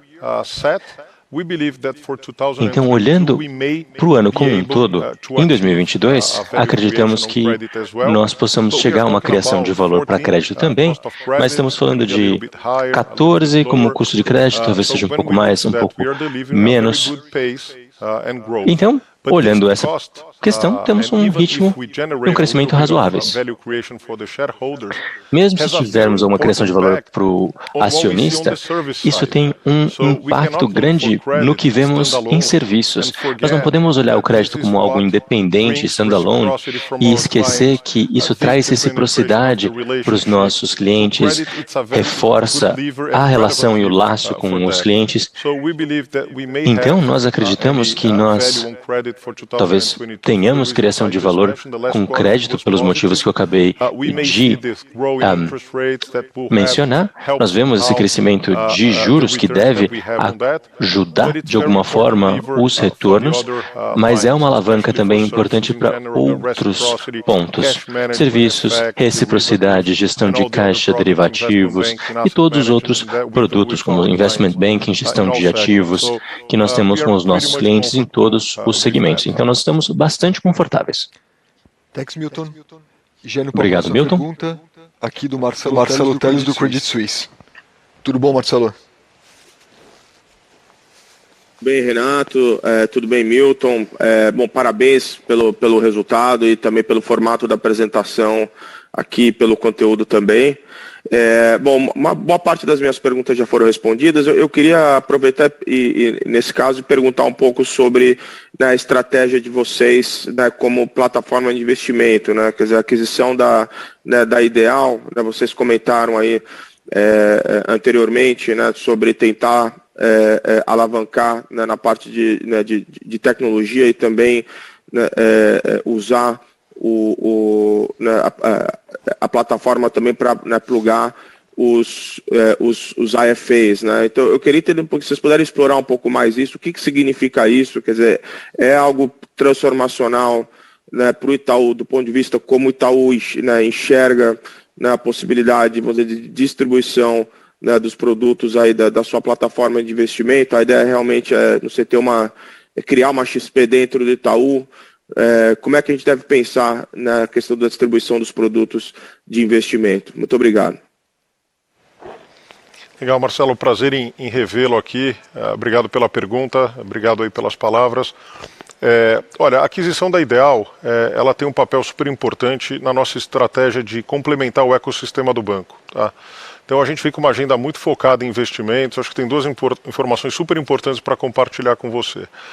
No Private Banking, a gente teve um aumento de 2 pontos percentuais de market share no ano, mercado ultra competitivo.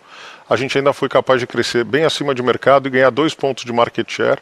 A gente já tem a liderança absoluta nesse segmento, quer dizer, 30% de market share é bastante coisa.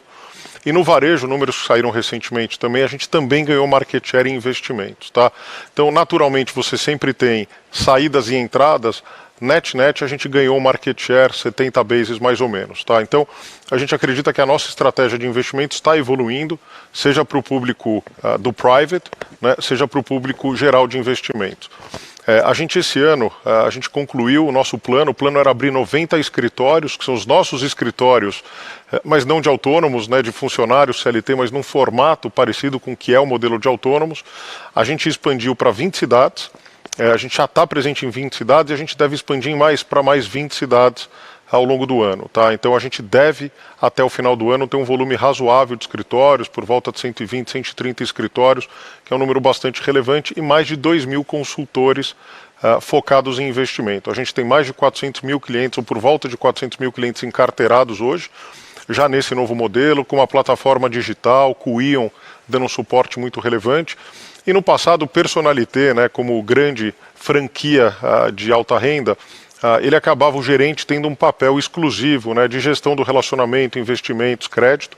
E o que a gente fez justamente com esse modelo é especializar ainda mais um grupo, são os 2.000 consultores, que trabalham de mãos dadas com toda a equipe comercial, mas são os grandes assessores e os conhecedores de investimentos que estão dando assessoria para os nossos clientes. Tá? O modelo tem funcionado super bem, a gente fez todas as migrações de carteira, o onboarding tem funcionado muito bem, a receptividade dos clientes tem sido muito positiva. Então a gente está bastante satisfeito com a estratégia e com a orquestração, né, entre o mundo de investimentos e o varejo. Acho que tem funcionado muito, muito bem. Se eu ouvi agora há pouco o Constantini falando, ele e o André têm tido uma coordenação impecável aqui. O que acontece com a Ideal? Eu acho que ela tem alguns grandes objetivos. Primeiro, ela atua hoje em alguns mercados que o banco não vinha atuando. Tá? Então, high frequency trading, operações para mercado institucional principalmente. Então ela traz essa vantagem, tem uma plataforma digital de ponta, é uma plataforma melhor do que a nossa, então foi daí a operação. O segundo ponto que a Ideal traz, e que eu acho tão relevante quanto a plataforma, é o capital humano do time. Né? Então o Newton, todo o time, o Nilson e toda a equipe, quer dizer, uma equipe de profissionais de primeira, com muita experiência no mercado. E ela traz uma flexibilidade como um componente do nosso Lego para a gente poder entrar em outros mercados, seja para fortalecer a oferta de valor no mundo de investimentos como um todo, mas para a gente também poder evoluir na estratégia, se a gente assim entender que a gente deve sair da lógica de escritórios próprios para escritórios externos autônomos. A gente ainda tem alguma dúvida em relação à evolução desse modelo, a gente tem visto o modelo cada vez indo mais para o B2C, né, diretamente, enfim, algumas dessas plataformas contratando equipes próprias que geram um certo conflito entre equipe própria e os autônomos. A gente ainda está decidindo como é que a gente deve evoluir, mas esta plataforma acelera naturalmente a nossa capacidade de plugar escritórios ou autônomos diretamente que queiram se unir a uma estratégia e poder ir direto no cliente, né, sem ter que passar necessariamente por um escritório. Então é um modelo em discussão, ainda em evolução, tem ainda falta aprovação do Banco Central, então a gente está desenhando bem a estratégia, a gente deve, enfim, em breve ter mais clareza sobre isso. Obrigado, Milton. Obrigado, Teles. E já emendando na próxima, que vem agora do Domingos Falavina, do JP Morgan. Tudo bem, Dom? Bem-vindo. Tudo jóia, bom dia. Minha pergunta, Milton, é com relação à PDD. Aí chamou muito a atenção, inclusive, essa premissa inicial, né, de não uso de adicional. Acho que essa é uma diferença gritante também do que a gente estava ouvindo antes, enfim, que era um cenário de cobertura cadente durante o ano e consumo de um pouco de provisão. Minha pergunta, então, é a seguinte, parece unânime aqui, né, que o NII surpreendeu tão positivamente que sobra espaço para manter essa cobertura alta, ou se é uma questão também de, enfim, uma certa volatilidade de expectativa de mercado, índice de endividamento alto, etc., que está fazendo com que o banco opte por carregar essa cobertura mais alta até o final de 22. Então, no bottom line aqui, o que eu quero chegar é o seguinte, a gente viu vocês provisionarem mais do que o New NPL Formation esse trimestre, né, o que é bem dado sua cobertura de relação tão alta, pouco óbvio também. Esse é um novo patamar de cobertura que a gente deve ver o Itaú querendo trabalhar, ou ainda é uma opção transitória de segurar a cobertura mais alta por mais tempo, e aí acaba sobrando espaço para lucro líquido em 23? Domingos, prazer em revê-lo, obrigado aí pela pergunta. Bom, acho que os pontos são ótimos, tá? Deixa eu tentar aqui ir por partes. Primeiro, a gente imaginava que em 2021 a gente ia fazer um consumo da complementar, tá? A gente orçou o ano dessa forma, algum consumo já das provisões complementares. O que a gente se surpreendeu positivamente foi com o comportamento das nossas carteiras. E não é a carteira só flexibilizada que vem performando bem, mas a carteira não flexibilizada, quem realmente não precisou do travessia na época, uma carteira que veio performando muito melhor do que a gente imaginava. Então a gente fez a revisão do guidance, do custo do crédito ao longo do ano, porque a gente sentiu bastante conforto, e além de revisar para baixo o guidance, a gente também entendeu que não era o momento, né, de consumir provisões complementares. Esse nível de provisão complementar, quando a gente compara com anos anteriores, quando a gente olha na carteira de varejo, a gente ainda está rodando em patamares acima, tá? O que dá um super conforto para a gente. E a gente está bastante confortável quando a gente olha para 2022, na dinâmica de risco-retorno, em não tocar nessas provisões complementares por enquanto. Tá? Então esse é o nosso forecast para 2022. Acho que a cobertura ao longo do ano, o que acaba acontecendo é que como a gente opera por perda esperada, a gente antecipa a provisão, né? E o NPL chega no tempo. Tá, então, o que aconteceu agora no último TRI, a gente provisionou 150% do NPL Formation. Tá? Esse foi o número, você tem ele. A gente espera que no tempo deva convergir, o que não faz sentido a gente continuar provisionando 150% do NPL Formation olhando para frente. Então, a nossa expectativa é que ao longo do tempo isso deva se reduzir e normalizar na medida que você está bem provisionado e o NPL venha no tempo. Né? E aí isso eu estou olhando muito para a carteira de varejo. A gente não gere o banco por NPL, por cobertura de NPL Formation. Tá? A gente gera o banco pelo modelo de perda esperada. Então, o índice de cobertura ele é uma consequência do modelo naturalmente. Tá? Até porque quando a gente olha para o atacado, e você conhece isso tão bem quanto eu, no final do dia, a gente acaba antecipando muito a provisão, né, e a inadimplência de fato nos grandes clientes vem muito no tempo. Então o consumo de cobertura acaba acontecendo muito rápido quando tem. Foi o que a gente viu há um trimestre atrás num caso específico que eu citei aqui. Então a gente separa do atacado, a gente não olha, não acha um bom indicador, mas é um bom indicador para ter uma ideia de cobertura. Olhando para frente, eu acho possível, né, se o cenário vier como a gente está vendo e se deteriorar, que a gente lance mão de uso de complementar, elas foram constituídas para isso, mas tudo vai depender de como a gente está olhando o cenário para frente, o nível de conforto que a gente tem com a performance das carteiras. Agora, as provisões foram constituídas para isso.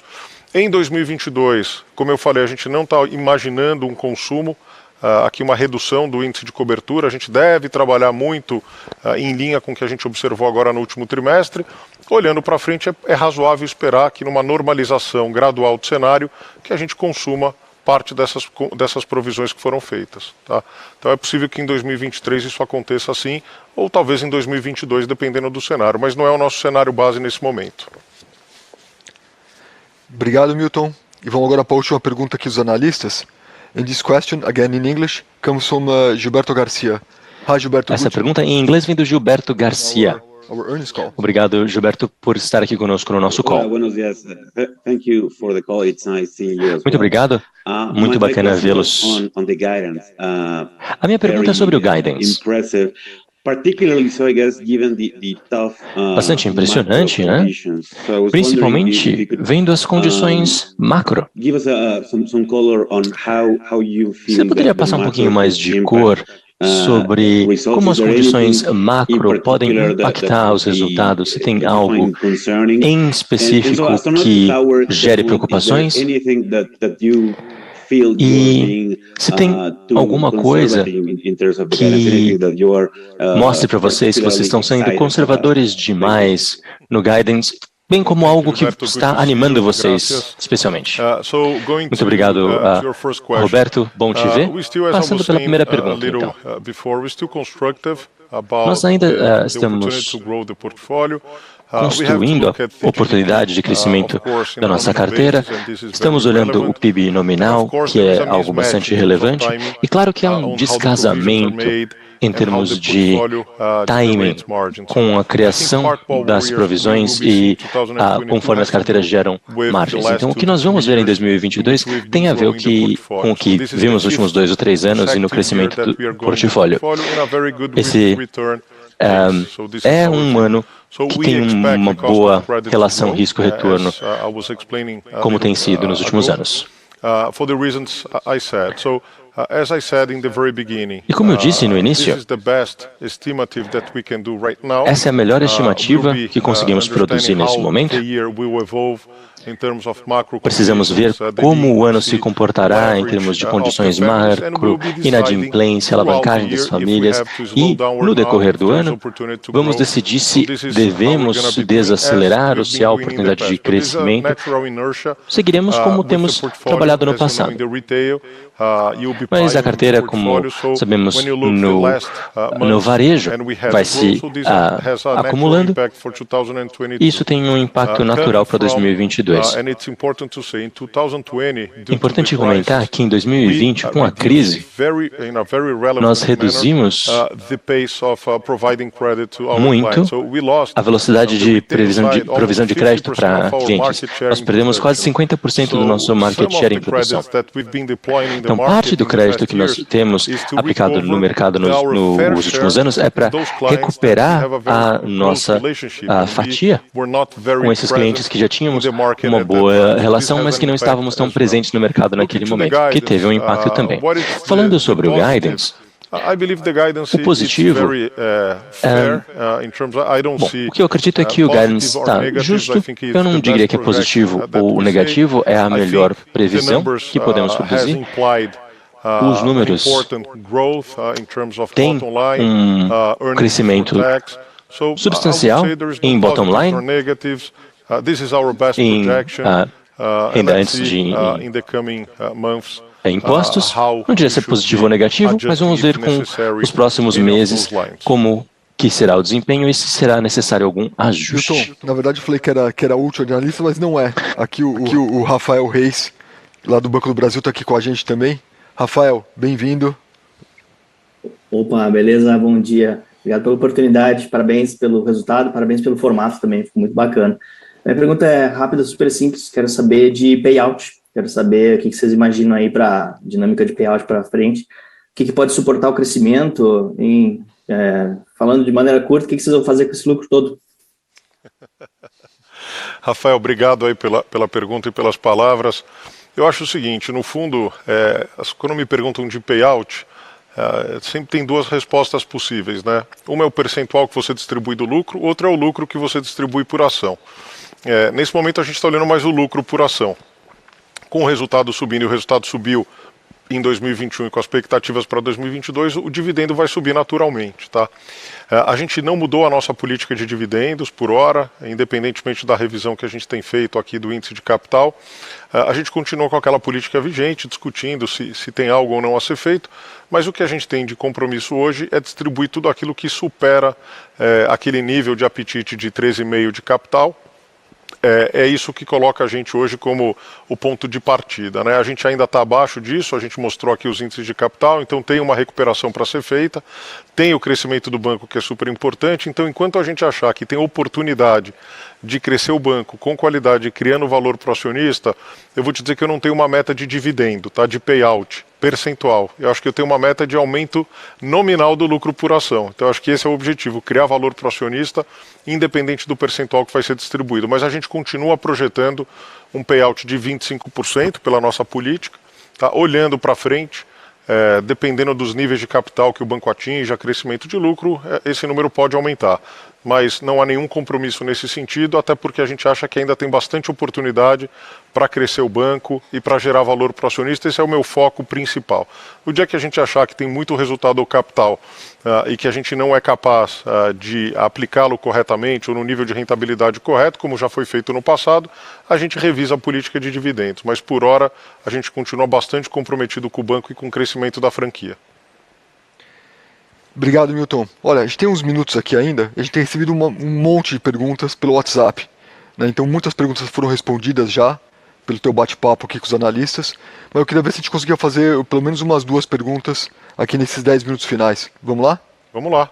E só lembrando o pessoal, porque não foram respondidos aqui pela gente agora, o time de RI vai entrar em contato com cada um de vocês para responder as perguntas diretamente. Milton, a pergunta que veio, que acho que é bem importante, é sobre ESG. Então, quais são as nossas iniciativas para 2022, o que a gente está planejando fazer, mesmo em termos de, enfim, emissão de bonds verdes tal, e iniciativas internas do banco em ESG mesmo. Divide um pouco com a gente. Tá ótimo, Renato. Então, vou falar aqui, olhando para a câmera aqui, para quem está me vendo e assistindo. Olha, assim, a agenda ESG para a gente, eu sempre falo isso, não é modismo, é algo que vem há muitos anos, desde 99, quando a gente entrou no Dow Jones Sustainability Index, que a gente está lá e tem essa agenda muito presente. Acho que teve uma evolução relevante ao longo dos últimos anos. Eu sempre faço aqui, enfatizo alguns temas que eu acho que são muito emblemáticos aqui. O Todos pela Saúde eu acho que foi algo muito importante, teve um papel muito relevante aí durante a pandemia. A gente, enfim, alocou mais de 1,2 bilhão, foi uma doação feita pelo banco, tá? em que a gente, através daquele conselho de médicos que trabalharam todos assim incansavelmente, todos os dias, começando às 7 horas da manhã, e eu sempre agradeço a todos porque foi pro bono. Então foi um momento super importante do banco e que deu muito orgulho para todos nós aqui, colaboradores do banco, realmente. Eu acho que o que tem de relevante, a gente fez um anúncio recente, ampliou o nosso volume de crédito e operações que a gente pretende estruturar até 2025 para atacar setores de alto impacto, tá? Então, energias renováveis, energia limpa, enfim, uma série de outros setores que trazem uma série de benefícios para essa agenda ESG. Para vocês terem uma ideia da dimensão, a gente se comprometeu a alocar 400 bilhões de reais, seja em crédito ou em estruturação de operações bonds verdes. A gente já fez 170 bi, nesse número, 43% de atingimento, e a gente tem até 2025 para chegar lá. Então acho que são números muito relevantes que vão ter um impacto muito grande no país. Tá? A gente tem a nossa agenda, o Conselho da Amazônia, que eu sempre falo, em que a gente, junto com o Bradesco e Santander, a gente se reúne, tem o nosso conselho, com um grupo de conselheiros muito capacitados que entendem do tema. É um tema de altíssima complexidade e são desafios enormes e de resultados lentos, porque é difícil, tem muita coisa importante para ser revista, mas um grupo muito forte olhando para isso, então também acho que faz parte muito importante da nossa agenda. A agenda de mobilidade é algo que a gente tem cada vez mais investido, então não só as bicicletas que a gente tem ampliado pelo Brasil, mas toda a parte de mobilidade de carro com o VEC Itaú, que eu acho que também tem um valor incrível, né? Os carros elétricos, você poder usar o carro, e esse é um investimento bacana que a gente está fazendo e acredita que vai ter bastante sucesso. Os primeiros resultados dos pilotos e tudo que a gente tem feito são super positivos, né? Enfim, então essa é uma agenda que está presente. Toda a agenda de diversidade é algo que a gente persegue aqui no banco o tempo todo. A gente vai falar sobre isso em breve, poder dar um pouco mais de que compromissos a gente pretende assumir, algo que a gente está finalizando para divulgar em breve aqui dentro da organização. Eu acho que a gente tem que ter objetivos aqui, né, de onde a gente pretende chegar. Não é uma meta, né, é uma direção para onde a gente quer ir. Então também acho que é relevante, a gente tem feito muito isso aqui no banco, então a gente tem atuado muito em diversidade, os grupos, as mulheres estão ganhando cada vez mais espaço em discussões, comitê de sucessão, participando ativamente, enfim. Então essa é uma agenda que a gente precisa perseguir. Eu falei das mulheres, falo do negro, falo de orientação sexual, enfim, todas das pessoas com deficiência, enfim, então, para não passar por todos, enfim, é uma agenda bem diversa e a gente tem áreas dedicadas e os avanços são super importantes. Então, é uma agenda que persegue a gente e tem um lado de governança corporativa que a gente fala muito pouco, né? A gente fala muito de sustentabilidade. Em sustentabilidade, o Net Carbon, o Net Zero, que a gente assumiu o compromisso até 2050, isso tem um peso assim gigantesco, enfim, na forma como a gente vai apoiar os nossos clientes nesse processo. Então, a ideia não é ter uma agenda nem policialesca, né? É uma agenda inclusiva. E várias das empresas que são clientes nossos já estão aderindo a esse compromisso. Então, é um processo natural que a gente vai andar de mãos dadas. Tem planos até 2030 importantes, reduzir em metade, para depois até 2050 reduzir a zero. E aí, quando a gente assinou esse projeto, a primeira pergunta que alguém me faz é, pô, mas 2050, tão longe, pô, isso é um problema talvez para o teu sucessor, né? E o que eu sempre falo é que, assim, quando você assina um compromisso de longo prazo, aumenta ainda mais a sua responsabilidade de passar o bastão do jeito certo, né? Não é porque ele é longo que a gente não tem que se planejar desde lá. Então tem uma equipe, a gente criou uma diretoria de ESG dedicada a todos os temas. Transversalmente no banco a gente tem áreas dedicadas e a gente está atuando no plano de Net Zero que a gente assinou agora, que vai ser assim super importante. E acho que do lado de governança corporativa, a gente conseguiu prêmios super importantes esse ano. Você sabe, você está inserido no mundo de finanças, Renato, tanto como RI, tanto como prêmios ali do ponto de vista de qualidade das nossas demonstrações financeiras, o balanço, os compromissos, TCFD, tudo que a gente tem feito. Então, resguardando o máximo possível do que tem de best practice, e a gente tem ganho prêmios muito relevantes nessa direção. Então eu acho que a gente tem atacado todas as frentes, é uma agenda prioritária do banco e faz parte do dia a dia. Eu não acredito num banco que fala de ESG e tem isso numa área dedicada. Isso acho que tem que fazer parte do dia a dia de todas as áreas de negócios, de todas as decisões que a gente toma no banco, a começar pelo próprio CEO. Perfeito, Milton. Muito obrigado. Acho que podia ficar aqui mais 2 horas, assim, a lista de perguntas que vem para a gente é interminável, mas o pessoal está me avisando aqui no ponto que já deu o nosso horário. Então, as perguntas que a gente não respondeu, obviamente aqui não deu tempo, a gente vai voltar com cada um de vocês, tá? Mas eu queria te passar então de volta, Milton, para tuas considerações finais, despedida para o pessoal que nos acompanhou durante essas 2 horas de evento aqui hoje. Legal. Bom, primeiro, Renato, obrigado a você pela condução. A mudança, acho que no fundo era justamente para a gente levar um formato diferente para vocês. Então, parabéns ao time de RI que conduziu brilhantemente esse formato. Fico super satisfeito, acho que é criar aqui um ambiente mais interativo. Queria muito que vocês também ouvissem os membros do comitê executivo, né? Quer dizer, ouvir um pouco a visão de cada um. De uma certa forma, isso também os compromete nos nossos orçamentos e resultados olhando para frente. Então, é positivo, todo mundo veio aqui falar, agora a gente pode cobrar internamente. Mas brincadeiras à parte, queria agradecer a vocês aí pela oportunidade, enfim, pelas perguntas, dizer que a gente continua com um nível de entusiasmo máximo, assim, a energia no banco está altíssima, todo mundo super engajado com essa transformação. A palavra que eu tenho usado aqui, que tem tido uma força muito grande para dentro e para fora, é o vamos de turma, porque a gente realmente acredita que é o banco unido, trabalhando, né, com um único objetivo, que é o cliente, a gente vai conseguir construir, criar valor para vocês no longo prazo. Transformação cultural, transformação digital, falei de vários aspectos, mas a palavra que eu gostaria de terminar essa teleconferência é cliente.